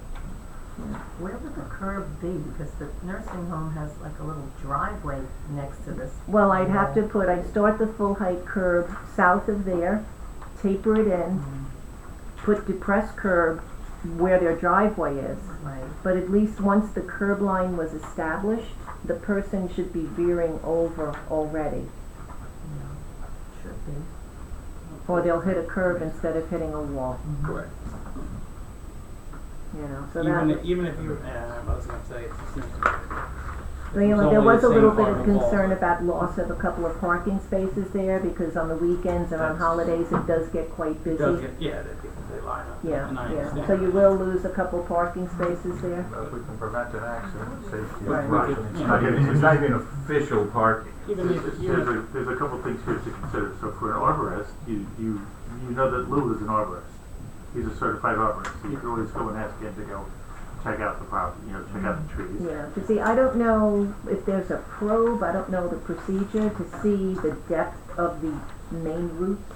That's why, there is, that's why he That's does why what he there are does. arborists. That's why you call the Exactly. arborist. Right. The other Call the property owner first, and you get Yes. something in writing, if you need to paper. The other thing is that, correct me if I'm wrong, but isn't part of Cragmere owned by Ramapo? Yes, it varies. And Suffolk. one side. And Suffolk. And It- Suffolk. The it- west side. The west, right. That's a, We own half of, just like Suffolk Park, we own. correct. Right. We own, the I'm sorry, Ramapo owns the, lane going towards, 59. Right. It Like splits. on Law 59. With three both sides, jurisdictions. it's off of, Right, so we just have to be And cognizant, suffering is- whatever we suffering do, is we have, always no. there's gonna have to be some sort of a GMO, no matter what it is we do. If we're doing anything to the road. It'd be nice to talk to your neighboring community about it Yeah. before you put any kind of speed hump across their road. Sure, I'm sure it'll be all right. and also on the paving, just so everybody keeps stuff in the back of their head, paving Campbell. Remember that October Hill is still going on, so the trucks will ruin it. Yeah, well, yeah. Well, that's why it really was just a limited section, yeah. but you're right. Something tells me They're that still they still go both ways. They're so- actively building. Yeah. I went up there again to look at it So, unofficially. yeah. Okay, moving right along. Swan Hill Drive drainage. Okay, so that's been out there for a while as well. I thought, let me put that in order now. This is Christmas Hill. This is Swan Hill. This has been ongoing, believe it or not, since 2010. I think I found 9, the earliest correspondence. The only way to really solve it is to add drainage within the public right-of-way to give the resident the opportunity to connect their on-site drainage that is, I think, an underground spring or something like that, that just keeps coming out. Back in the day, we called Suez, they said it wasn't a water leak. We even called the sewer department. They said they didn't have a leak. We tested. It wasn't drainage because it wasn't running only when it rained. It was running quite often after it had stopped raining. So we think it's a spring. So we can't tell the resident not to let the water off their property because eventually it'll work its way back into their basement, but it is causing a problem on the gutter line of the road. So we should really give them the ability to tie in, but there's no basin there, so we'd have to extend the system. To at least a basin there to the next basin. the Right, next so closest add a basin catch actually basin flows. and run a pipe down the road to the next The next one available that flows, basin, yeah. and then just leave a little stub to give the resident the ability to do their on-site little project and make a piped connection, so it doesn't keep coming out to the road and causing an icing situation and resolve it. And is there any way that we can determine definitively that it is a spring? It's really by process of elimination, unfortunately. So if it's not water, if it's not water, it's not sewer, it's, you would know. allow it to have a course to run. Correct, right, you're not gonna Regardless. stop it, you're just gonna Right. direct it in a safe manner. Alright, the letter from the neighbors, I think, is worded kind of in a way that we can't do it. The operative sentence is, we urge you to connect the drainage pipe coming from between 24 and 24 Thornhill Lane to the underground sewer lines, putting aside sewer lines, in an effort to allow the accumulated rainwaters that come from the surrounding properties to drain it in a way that doesn't harm anybody's property. We're not allowed to improve private property. No, So just to be clear, what you're proposing, and Belleville has provided a cost estimate, is to put in a new basin and provide a stub that the owners of 22 and 24 on their own could hook into from their properties exactly, into that. right, so the improvement will be fully within the public right-of-way, not on private property at all. This just sounds expensive. Putting how far the next basin Or is it is. 15 grand? Did, 15 grand? Putting how far the next believe, basin is, that's gonna run. Right. did Belleville give us a quote on that, guys? Yes. Yeah, Okay, yeah. yeah. Do you want to see? That's the one you gave earlier, right? Is that the one you? Is there any consideration? No, that was Any something consideration else. to? Oh, okay, so That then, was yes, for the so then wall. it's 15, it's almost That was 16 for the grand. wall. So then it's about 16 want to grand. see You it? can't put it in the right Even away? a No, I drywall have it. system needs an overflow?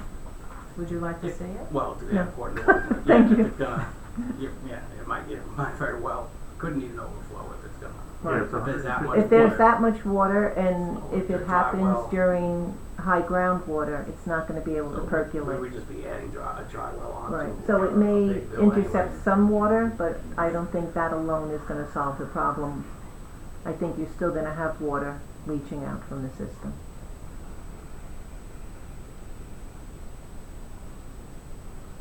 Something to think about. Because if this is the spring, it would be a continual problem. It pretty much has, well, I just checked my other, I have a letter from 2007. No, I understand that it's been around for a while, but they've only, like in their letter, they only talk about when it rains and when it rains heavily. No, now, You know. because if the groundwater, and again, you have more problem, unfortunately, when the groundwater is high, too, because, and that would be winter when it freezes. Sure. So when the groundwater is low, there's less opportunity for it to come to the surface. But when it rains very heavily, the spring becomes a channel. It flows that much more. But it does flow quite often after the rain has stopped. So the rain can stop and 3 days later this is still flowing. Because I know that there's a property on Church Road, just before the corner of Ackerman on Church, that always, forever, That when it corner. rains heavy, On that corner, right? right on the corner. Yep. Just, the whole backyard becomes a lake. Right. And they just recently, I know that there's I'm gonna say a French drain because I don't know any, there, a culvert, whatever you wanna call it, Yeah. where it kind of was draining out that way. Well, they just leveled it all out. They dumped it. Well, they put, when I saw it, I saw They regraded the land. But I saw 15-inch perforated. I saw fabric. I saw, 3/4 inch stone. I saw. Did they connect it somewhere? No, that's No. not. So they just all put in I like a saw little after that detention system? was I don't see an outlet. It's not daylighted. Right. I just saw the backfilling one day. So Yeah. I'm waiting for the heavy rain. Yeah. To see what happens. So that may Well, address, yeah. It may have. 75% of their concern, but like you say, if you're inundated, it's Yeah, gonna fill up that void, and, but at least it pulls a lot of the water off the surface. Oh, it's on the Okay. Give it survey? a chance to convert. So then we have to decide whether or not, is this something that we can probably, because I know it's not in this year's budget. Probably put it on for the 20 in Well, next year's budget. yeah, put it in next year's budget. Yes. Okay, moving right along. Stop signs. Can I mention about that? Just want to mention one thing about that 24. That the water you were mentioning, I just wanted to -22. The water is coming constantly, not only when it rains. We've had it now for 2 years, constant, without any stop. Just want to mention it. And then it's like water's coming not only when it rains, when it doesn't rain. It's been going on for the last few years, and it's like filling up my driveway, and it's water on the road constantly. It's not and it's coming from all the backyards and everything. I don't know where it's coming from, or if we can go down and see where it's coming from. Well, but that's it's what we like- were just talking about earlier. Yeah, It doesn't yeah. seem like we can determine that Yeah. exactly. So it's what the remedy, the remedy is the basin, Yeah. and then you connecting up to the basin is the best. There's a catch basin that takes at the low point on that street. Correct. There's a catch basin across the street, Yeah. and that catch basin doesn't take the Right, water. but it's always, we're talking about creating one closer And then- as a remedy, and then you as a homeowner could connect up to it. Yeah, if there's a catch basin that's gonna please take care of that problem. So. Yeah. Yeah. Okay. Thank you. So the homeowner's gonna be obligated to put the tie it in. Right, right. Anything that would be part of your property that we would not be able to upgrade. We can upgrade the street, we can upgrade that there's another basin, but we can't remedy your property. That would be, that's your property to remedy. Okay, so the water is coming off our properties and how we're going to the street. The How would go- how catch would it be basin, the catch basin is gonna be constructed at the edge of the road, Okay. and on the back of the catch basin, we're gonna leave a pipe. So then you can continue on your property with another length of perforated pipe with stone, so the water will be able to get into the back of the basin and not come over the surface. Okay. I mean, just one point I may say, that when the water does flow out, when it's heavy rains, I have even videos that were coming from the surrounding properties, the backyard. The water comes gushing down, and there's such a big flow onto the street. I don't know how big of a pipe you would need to be able to suffice for that amount of water coming through, because there's literally it's literally about, I don't even know how much water could go out, how many gallons per minute. Mm-hmm. Basically, there's a big circle, and the whole circle of water comes to this property. There's a 100 drainage feet. easement, I Yeah. believe, along the backs of the properties, Yeah, right? and that's not doing the job. It's not doing Right. the job. Yeah, that's the problem. It's the water that comes through the side yard is what we have to collect. That's what's causing you the problem. Right. Thank you, everybody. Thank you. Thank you. Okay. Stop signs at Christmas Hill Road and New County Road. So.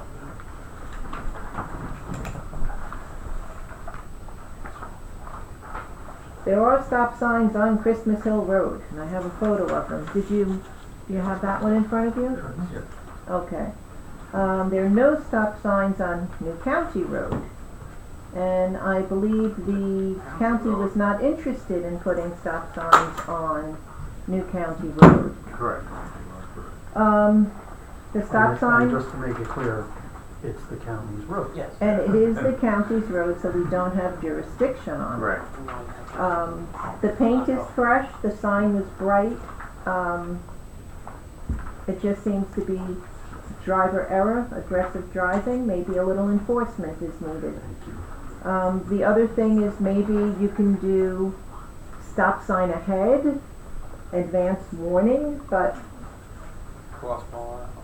there is a crossbar. There is There, I mean, the paint can always be freshened, but in this instance, do you have the photograph that was sent? I mean, it looks like it's the new sign, the highly Oh, it's reflective sign. There's no vegetation blocking it, you know.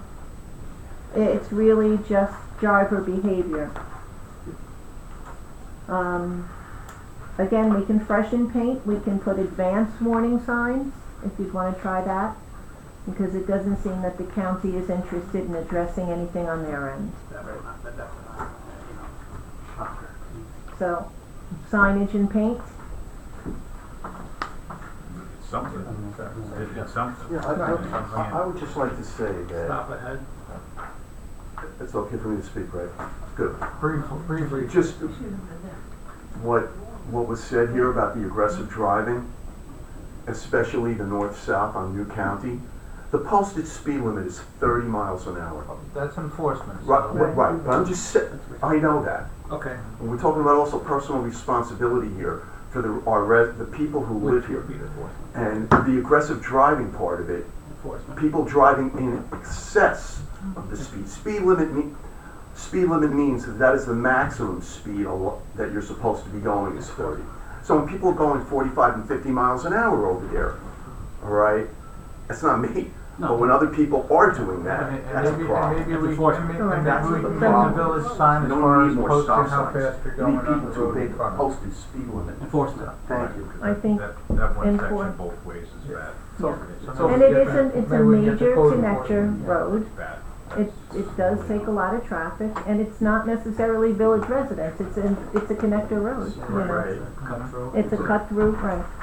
If I can add to that, is that a lot of problems are by the turning, because there's a lot of cars turning both ways, so that and there's no stop sign, so you know that's where I've seen a few accidents there. Yeah, that would encourage somebody. Again, that's why the speed limit's 30. Yeah, but It's speed limit actually won't, done that way. yeah, but speed limit won't take Help care of the the turning, turning. right? Yeah, put a stop sign and the turning will be, I think that, yeah, But but if- get a if the- county road that's Yeah. yeah, If the person isn't speeding, yeah, correct. then the person who is at the stop sign waiting to turn yeah. will be able to see them coming. That's why there's accidents, because it looks like it's clear, and before they know it, the vehicle is on top of them, because they're speeding. Right. Maybe you could send letters to the county and address it with the county. Yeah, unfortunately, we cannot place signs on the county road. It's outside of the village jurisdiction, but we can. You can ask, but We did ask. I We were just, was gonna say we did. we did try, we asked, yeah. And that's why we refreshed the paint and the lines and everything else, so it's not, so. So we can do advanced warning signs, more paint, brighter paint, a heavier stop bar, and the biggest thing I think that's gonna work is enforcement. Okay, next one is stop sign at Regina and Saddle River. Okay, hold on. Gina and Saddle River, okay. So, Is that the yield sign?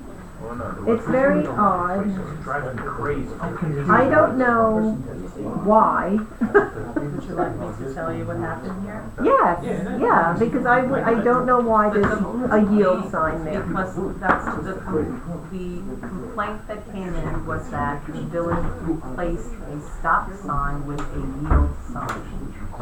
But Okay. that actually, then you went out here. That was not the case. But Right. your recommendation was to put a stop sign. Correct, so there was a complaint that the stop sign was removed and a yield sign was placed, Yes. which I thought was very odd. You know what, actually, just for the record, I did I did a survey of every sign in the village. Oh, And it's actually on a thumb drive, the condition, the location, it's geomags, it's basically a GIS, it's an Excel spreadsheet, so it's somewhere, if not, I have a copy. I'd be curious to check. Yeah, it's every sign in the Okay, village. because when I spoke to James, he said he absolutely did not change any signage Yeah. there. So I don't know if Yeah, I did. someone else did, or it's just, Just, that's what it was there. I don't know why But he that's said there. The bolts on the back of the yield sign were old and rusty. Old and but rusted. It doesn't tell look the like it's sign been was not disturbed in a changed. very long time. And I, what do you think, that was 2011? Yeah, 2011, I probably did that survey. Okay, what I do think it's appropriate that a stop sign is there. Yeah, I would say. And so. with the stop sign, let's always do the stop bar, let's make things bright and bold, Right. and then that will be safer. Do we need a resolution? Definitely need a Next, resolution. next meeting? Reference, Eve's memo to that effect, that she recommends it, and then, authorize, whoever does our signs to purchase it and install it. I think we I can. think, yeah, I think the village purchases and Belleville installs. And I don't know who does paint for you, do they do limited paint, or do you hire the line They take care of stripers that. for limited painting? I don't know who they use, but Yeah. they take care of that. Okay, I think that's it for me. Thank you so much. If you want, if you want me to email that to drop it off. I'm just curious, yeah, that'd It's be just great. something that's, you know. It's good to have, it's good Yeah, it's information. literally 900 something signs in the village, every sign, that's the picture. Must have taken you a little bit of time. About a month. Well, I just looked at it. Google has had it there as a yield sign since 2013. So, I don't think I did it in 2011, I couldn't tell you. I mean, I don't know if there's I a can tell you who was on the way board. of like giving people the heads up that this is going to happen before we actually. Put it on the website, you can post it on the Yeah, But website. I It's always a think learning curve we when you should. stop sign. Well, I mean, you've been driving it that, for 20 years without it, and now boom. You wanna do a new suddenly sign you ahead see a stop sign? they tried to They push do what have the new, views- new sign ahead signs, like warning signs. Okay, something New like that. sign, there's some on 202 that are still there. New signage ahead, or there's Yes. a standard sign that Yep. advises you the signage has changed. So you don't blow right through and say, oh, I didn't know that was a stop sign now. Is it Yorkshire that goes down in Suffern, coming up to Yes, Bagmere? yeah, Yorkshire? and that stop sign, when that was That- put in, everybody blew that all day everybody's long. going through it. Correct, right. That's what I'm talking about, yeah. Oh, yeah. So a That's stop exactly sign, what I almost stop killed bar, myself sign on that. ahead Yes. sign. Yeah. Right? That's right, they put it on both ways, and there's a crossroad there, like, what? Yeah, he thought we That was horrible. replaced Yeah, that was tough. the sign. You know, I was trying to think of, I was trying to think of that location, I was like, I thought it was. So we need a resolution, July. July 1st. Thank you. Okay, it's been a pleasure, Thank Thank you, Eve. and I'll You're gonna get, send out all that stuff tomorrow? yes, Awesome. Excel file for people who want to play with the numbers. Good night. That too. Thank you.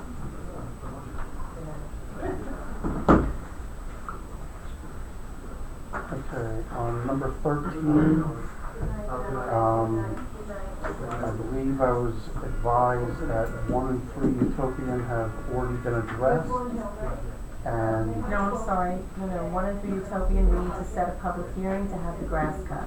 okay, You also, you need to speak about 186 South River Road. right, I was gonna do that next.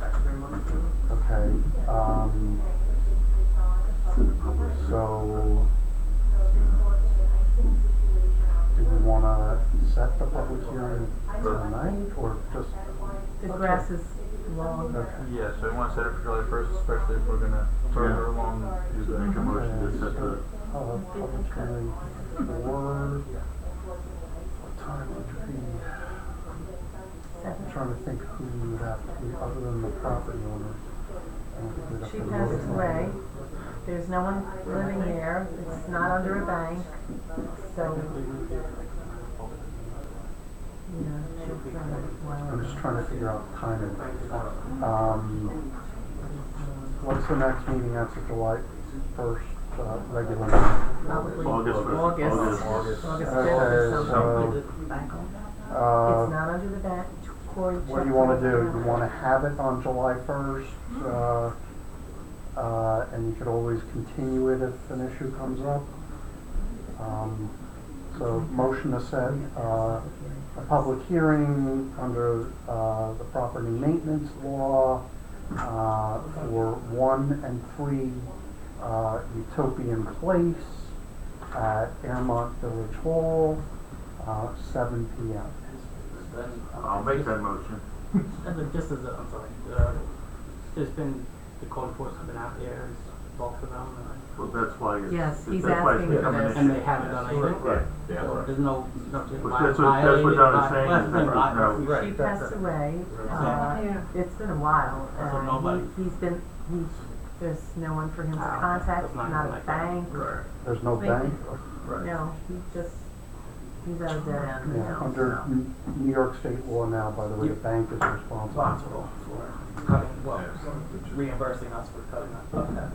We were getting ready to cut over here 246 Cherry, and he saw someone cutting it. I guess, I don't know if it's the bank or if it's someone took care of that. Okay, on one, so there was a motion, a second, was, I'll second it. all in favor? Aye. Aye. Okay, Say that. 186 Saddle River, I've been advised, that the board should hold off on that for now. And, don't really wanna get into why, just be aware, advised to hold off on it.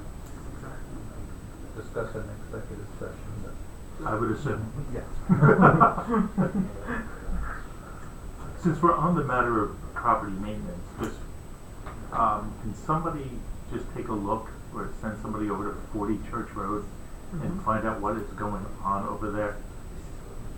Because there's a dumpster, they've got stuff that's strewn all over the front. Looks like they're supposed to be doing work on that property. I have no idea what it is. But yeah, somebody's gotta go over there and figure it out.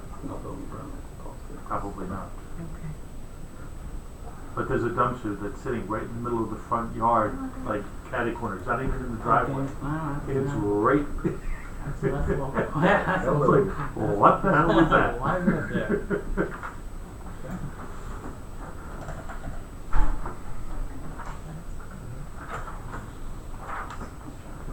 Okay, next is, Suffern Sign Shop proposal. This relates to, the fact that at present, my understanding is that the fire inspector's vehicle, does not have, the, proper logos to identify, if you, an official of the Village of Airmont, as well as, the position of fire inspector. We've received a quote, from Suffern Sign Shop to apply 2.5 inch by 175 inch reflective striping on both sides of the truck. Fire inspector wording and logo details on front door and back of vehicle. Installation included. Total cost $950. It says plus tax, but that's not true on municipality, We're we're exempt from that. So if the board were apt to want to take action on that tonight, we would need a motion to authorize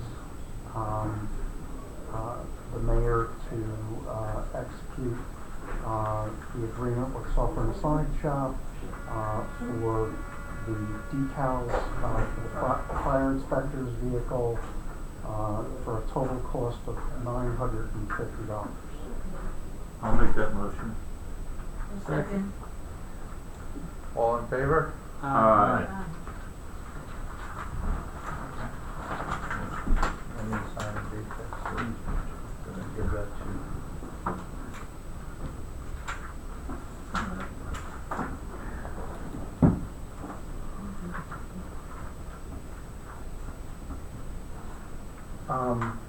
Donna, Yes. when you pay this, fill out the tax form. We have a letter. Okay, however you do it, but Yeah, we have. just make sure they know that. Oh, yes. CST 119.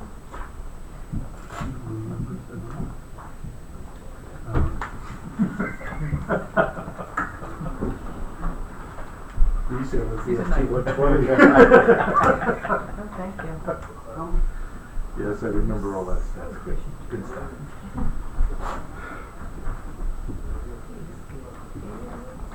Okay. Want me to continue? Yes. Um, Who said that? I thought that was If not emergency water main repair, village hall. There you go. As you may or may not be aware, Village Hall ended up having to close one day last week due yeah. to a water main break.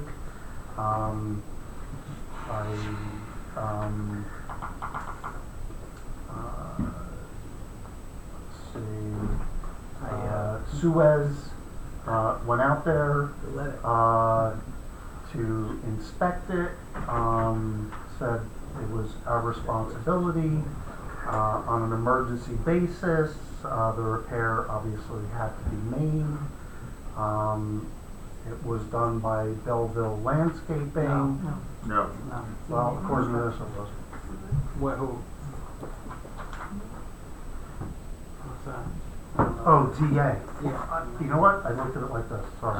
Oh, was that on top? Okay. DNA Construction and Landscaping, thank you. For a sum total of $6,727. Obviously, this is not something we budgeted for or expected.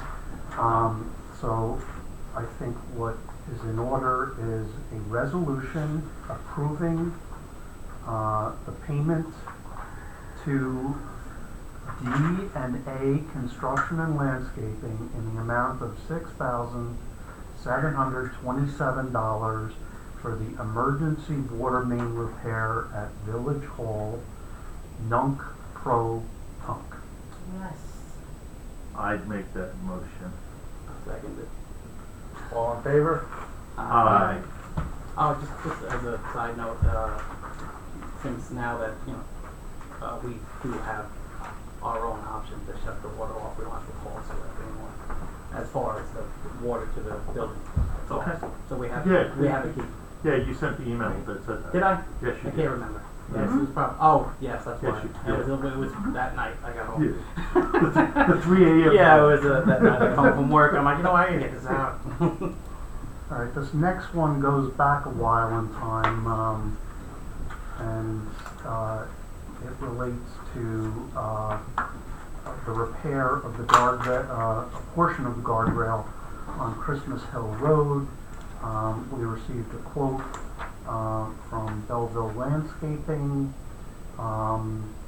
to remove the damaged section, straighten it out, install new section, new posts, new bolts, and remove all debris from the site. Does anyone know if this has actually been done yet? Is there? That was my question. No, it's been paid, I just wanted the check, copy of the check is there, we just need to approve I was just, them to do the Okay, job. Yeah, I was so just we got wondering- another non-pro-tunc. Nothing. I was just wondering. It wasn't done, Off, it was not done. Hold on, Are they, Wait. are they This able is to the- do guardrail? This is the check from okay.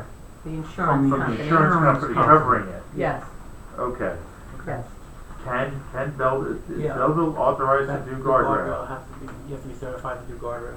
I I just, couldn't tell you that, Okay, recommendation. I don't know. It That I will already have to goes find back out. to January. Let's take the time, not only to make certain that Belleville is authorized to do the guardrail, but maybe even, see if we can get a couple other quotes. Very great. yeah, Yeah. I know the guardrail company, couple guardrails. And then if we have an answer by July 1st, We'll figure it out. And what I'm thinking is, I'm assuming that there was an original, estimate sent to the insurance company, because Belleville's estimate is dated May, and this is, from March. Okay. March. Got ya. Yeah, doesn't Belleville's mean we was have to pay January. it No, if we can get a lower quote. Yeah. right, but an estimate had to be sent Especially if to they the haven't done the work insurance yet. company. Well, yeah. Because how would we have gotten paid without sending you You an have to, estimate? yeah, they would, Correct? unless they sent they wouldn't send No. the razor, yeah, No. not like that. I don't think so. All right, streetlight conversion, I am not gonna be able to, That's Brian. okay, I'm Yeah, not me, gonna, I just for the don't know. record, I'm not gonna be able to, That's Orange and Rockland. right, That's Through, what I through, want. through, Yeah, Orange I and want Rockland through Brian. but That's why I talk about it. I have to recuse myself from this matter, Okay. because I represent Orange. Oh, okay. So I am now getting up, Fair enough. You're leaving. but I'll probably come back. Whether you want to or not. When we discussed it that one time, at the meeting, Yes. the presentation. Yep. This is all the correspondence that I got from O&R, from us to O&R. To us.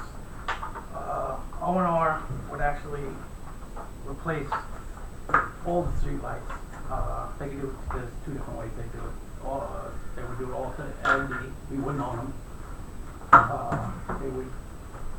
They would actually give us, 25% of our streetlights, which we own 602, I think they said we have, 604. Something like that. They would be 25% they would give us for free. They would do for free, 3% a year. Or if we actually just paid for all 604, the total cost would be $85,000 instead of $760,000 or $1,600 a month of maintenance. And again, O&R still owns them. They get hit. O&R owns them. They break. O&R owns them. No, obviously, Brian, since we just received this, Oh no. Yeah. This is just and you know, when I'm gonna sit here and say, I'm gonna give you something even better, is it possible to get somebody from O&R in here yeah, absolutely. to discuss this? Absolutely. Oh, of course you can. And then my other, because the question that I have is that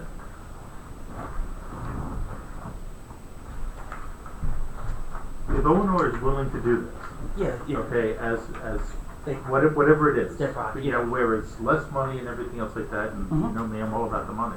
I copy that. Heard that once or twice. Why hasn't, I mean, the Clarkstown, I mean, even Amy talked about Clarkstown bought theirs. The amount of lights. You talk about thousands. I don't know what that means. Thousands of lights So compared what's to it? 604. So what? It's all relative. It's according to if Clarkstown went into agreements with another large municipality. I don't know. Well, that's what I'm saying. It's like, If they did all that, so, then so my question is that did O&R make the same proposal to these other municipalities? the price they gave, well, I don't know about that, the price, I guess, like I said, we can get either That's what I'm John, we asking can you. either get John or whoever to come in. That's what I'm saying, is that this is And why I Terry to want, come in. this is why we need somebody to come in and Yeah, actually because- explain, because Their I prices have, are generic. because then we have to now put this up against apples to apples against Absolutely. what Right, everybody else is Absolutely. doing. Yeah, Well, let's Absolutely. be Okay. smart and if we absolutely. can save some money. Sorry. Yeah, no, They I can't understand. see. I think her name was Terry, Terry That's Johnson. fine. yes. Okay. And I could, if you want me to talk to her and set that up? Yeah. So if you would, If we can get her for July, Shall well, we, now, do it for a workshop, right? well, it's a or- combination. just remember, Oh, yeah. it's the next, you know, that's the Yeah. next, that's the next topic. Yes. I mean, the sooner we get this done, the better off we are. Alright, so I'll shoot for But if we could shoot for the first, that would be fine, 100%. but if not, we'll just go from there. Okay. Okay? I'll go with it. Thank you. Wow. Alright, see if we can get Dan back. I don't know. What Does is he it? wanna come back? I saw his car go by. They were letting me in. Come back.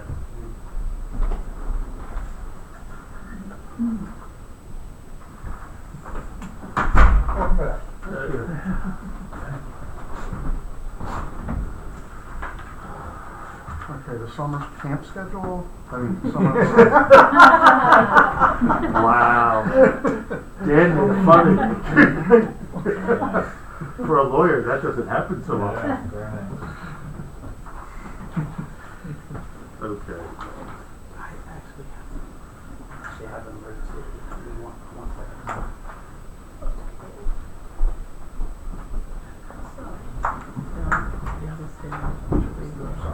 Everybody's gonna move. Sorry, permission.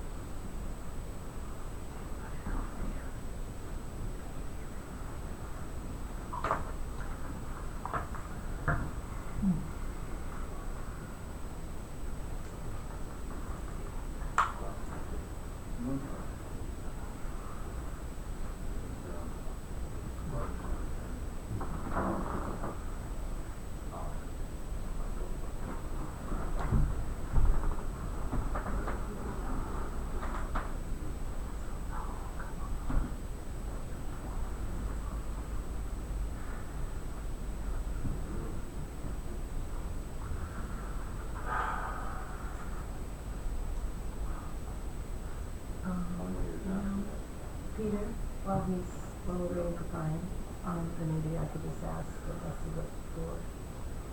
June 24th, is the graduation for Cherry Lane, Elmwood, and Montebello.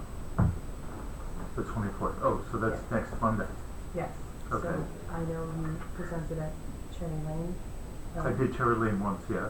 Yeah, so Yeah. you will all have to figure out which What ones you do. what are the timings of it?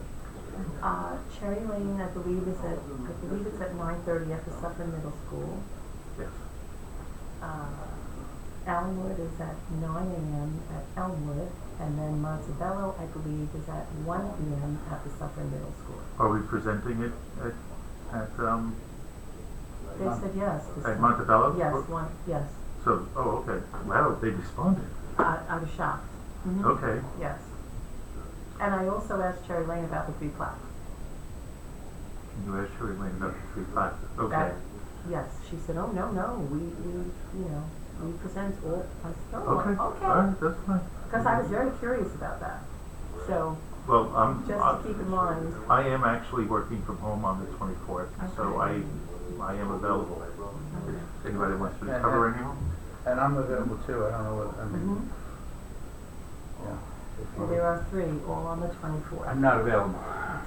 Okay. I'm sorry, I wish I was. Yes, we know. Do you have any preference, and, Cause Elmwood and Suffern are the biggest, yeah, the earliest, for 1 o'clock. Yeah, I can do Cherry Lane if you wanna do Elmwood. Okay, I'll do Elmwood. Okay, and I'll do Cherry Lane. And then if you wanna do Montebello, or I can do Montebello, doesn't matter. If you don't mind, You wanna do it? no, I'll let you. That's fine. No problem. Yeah, it's This way I'm just going to Elmwood and you're just going Because I'm working from home. I'll send I can't do you, mine. I'll email you, I'll send you the exact information. Watching the pig. He's in Russia. To me, he's in Russia. Somewhere. Yeah, so, just send me I'll send it. yeah, just send me the particulars and everything and Okay. I'll try not to bomb like I did the last time. It was the first time I ever did it, it was bad. Each time it's a learning Do a experience. Google search on, like, a graduation ceremony speech. No, it had nothing to do with the speech itself, it was, the microphone wasn't working, everything was just, yeah, and it just threw my whole, whatever game I thought I had, I did not have. It wasn't one of my brighter shining moments. And I'll let you know when the plaques come. So the second time around should just go Should be fine. smooth as. Yes. So any words of advice you could shoot to me, just. Do not ad lib. Right, that's pretty much it. Do not ad lib. Don't think you can ad lib. Write it down. And stand at the podium. As you saw at Memorial Day, that's normally the way. You know what?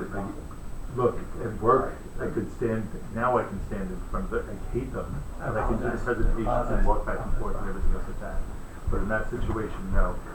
Especially when there's a bunch of people. So we just want who's going to go to a war. And we cannot. Okay. Yeah. Yeah, okay. So we're getting back to the summer meeting schedule.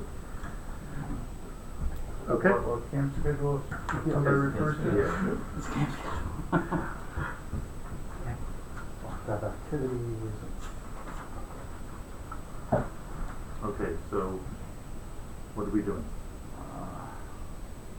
I mean, If anything. well, I was going to say, discussion was to do as has been previously done in the past, if everybody agrees, to do July 1st as a meeting, and looks like it'll be August 5th. Whichever days. Yeah, that. It really, if you wanted to do the 1st and the 19th, The 19th of August? yeah, do those two as a day, then not do the 15th and the 5th. I mean, that at least, it doesn't cut into the, there's 4 weeks in between straightforward. You know, if anybody was going away or doing whatever, it doesn't cut in. So, I'm just going to Airmont. It's a great place, it's a great place to go. so we're going to set the combined meeting for the 1st, and then August 19th? the July meeting for August 19th. No, the July meeting would be July 1st. Yeah. July meeting would be July 1st. Okay. And then the August meeting would be August 19th. Okay. Does that make sense? Yes. It actually does. Does make sense? It happens on occasion. Things click. Okay.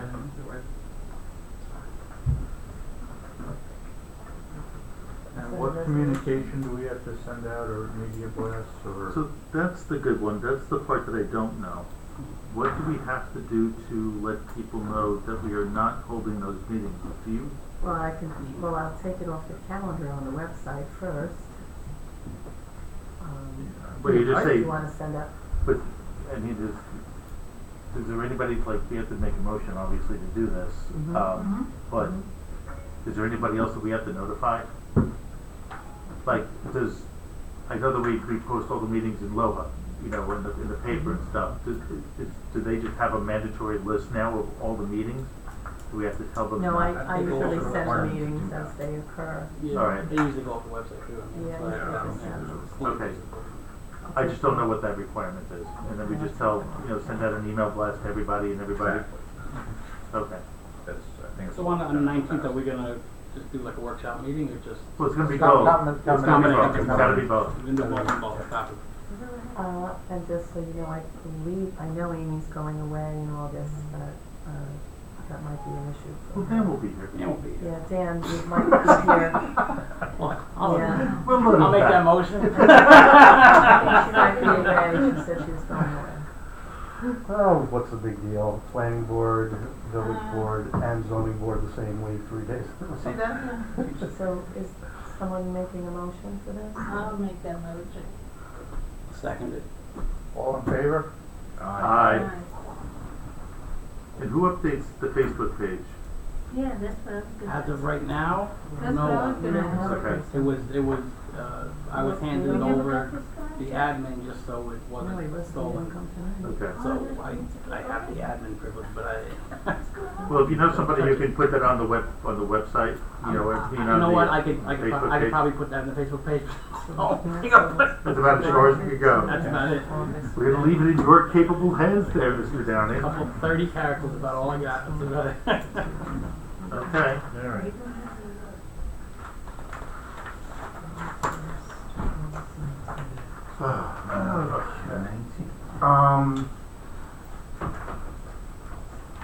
Retaining the law firms of Ashman, Stein, Wilder, and Hayden. This relates to a negligence lawsuit brought by an individual who got hurt on New County Road, no, Airmont Road. Right. And we don't have insurance coverage, so Sean's firm was handling it on behalf of the village. Right. As a matter of fact, today there were depositions in the town of Rampo that Right. took place, and someone from the firm appeared on our behalf. So rather than,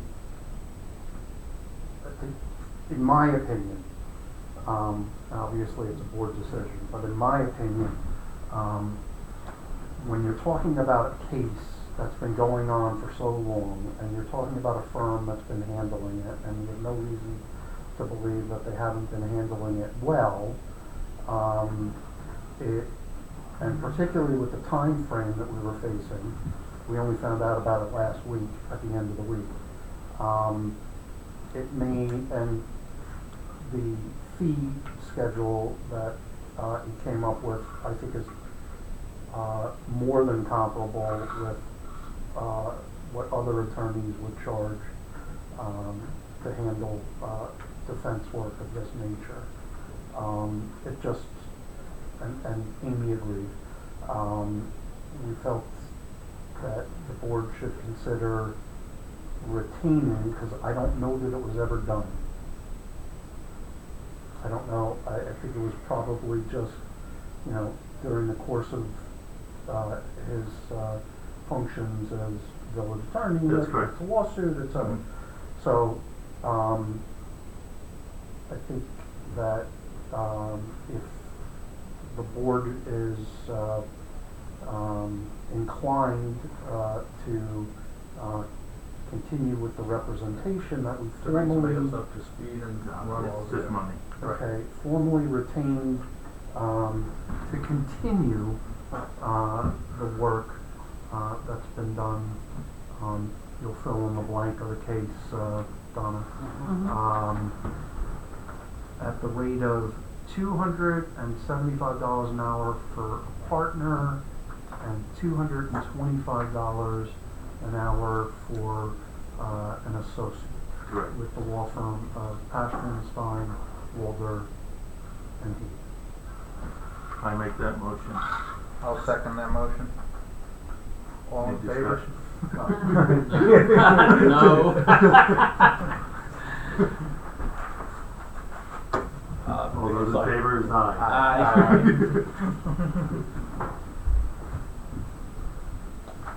And my only comment with regard to the approval of the vouchers is it includes the payment to CLG Insurance. Well, yes, it does. Oh, right. But it doesn't include the workers' comp. That's a separate No. bill. They, So is that what? it's billed separately. That's Okay. a separate bill from state insurance company, yes. Okay. Well, that answers that question.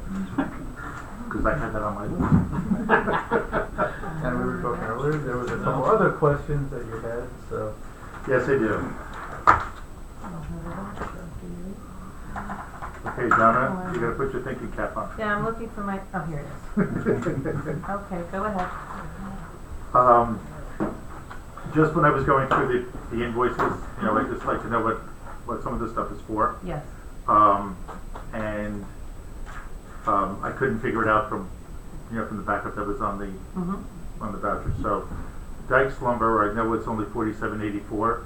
A doorknob and something else, yeah. Okay, easy enough. Mhm. The Municipal Emergency Services, who is that for? You know what, that was emailed, it seemed to have been an old bill, and I believe it had Marino Fontana on the bill, but it has to be paid.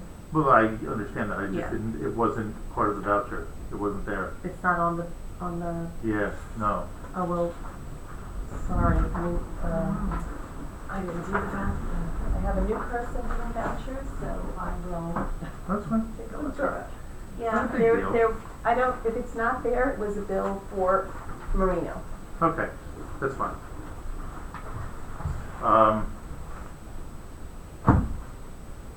The signature stamp we'll talk about. The signature stamp, my question is who has access to it? What is it used for? Me. Who has access to it? I do. Donna. And is I do there every a mayor. is there a mechanism where you ask to use it, or that like you send him an email asking to use the signature stamp? Because I'm assuming it's because he's not here. Right. Right. Yeah. So that it's documented that you are asking for his permission to use the signature stamp, and you're responding with the yay or nay, and Yeah. that's that, right? Right. Yeah, I've concur with only that, Tom? actually used it once, yeah. Yeah. Right. Okay. No, I just And want to it make might, sure you you know, understand that. I actually signed all the letters, the certificate, in case anybody's listening wants to know, of today, but, you know, had I not been able to, or, you know, for some reason, we would have had. No, right. I understand the use. I just want to make sure that it's documented and that somebody's just not.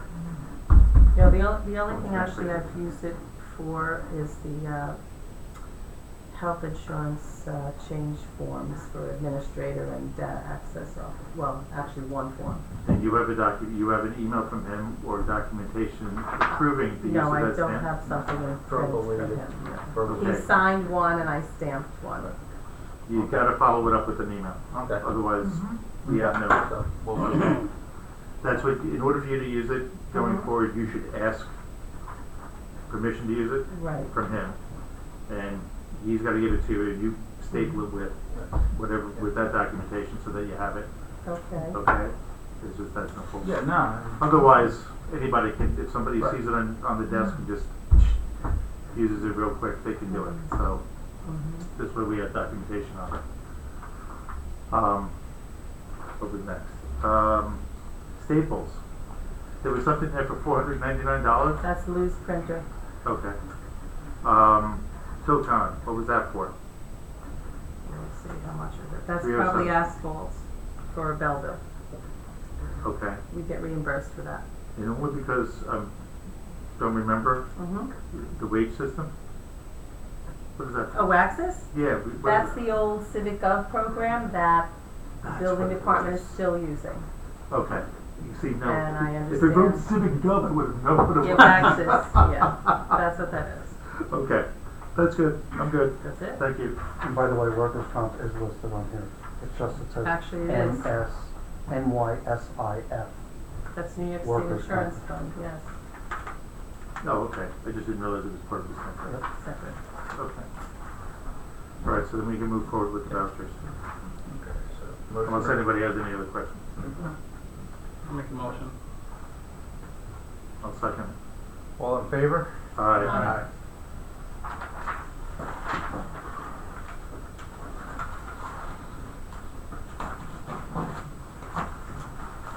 Have the approval of the minutes. Any discussion? No. I'll make a motion to approve the approval of the minutes. I'll second it. Just for the record, the date on those minutes. It's June 3rd, 2019. All in favor? Aye.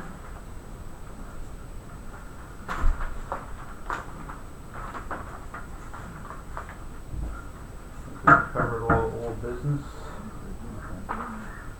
Anybody have any old business to bring up? Anybody have new business to bring up?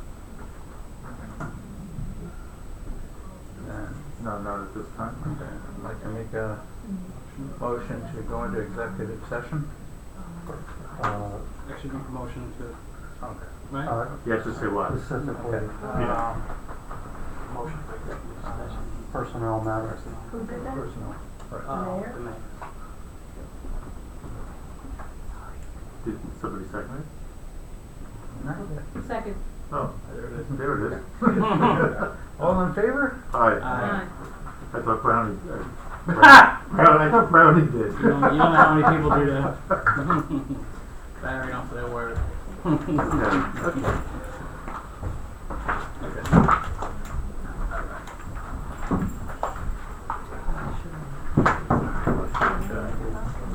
Thank you all for coming. Thank you.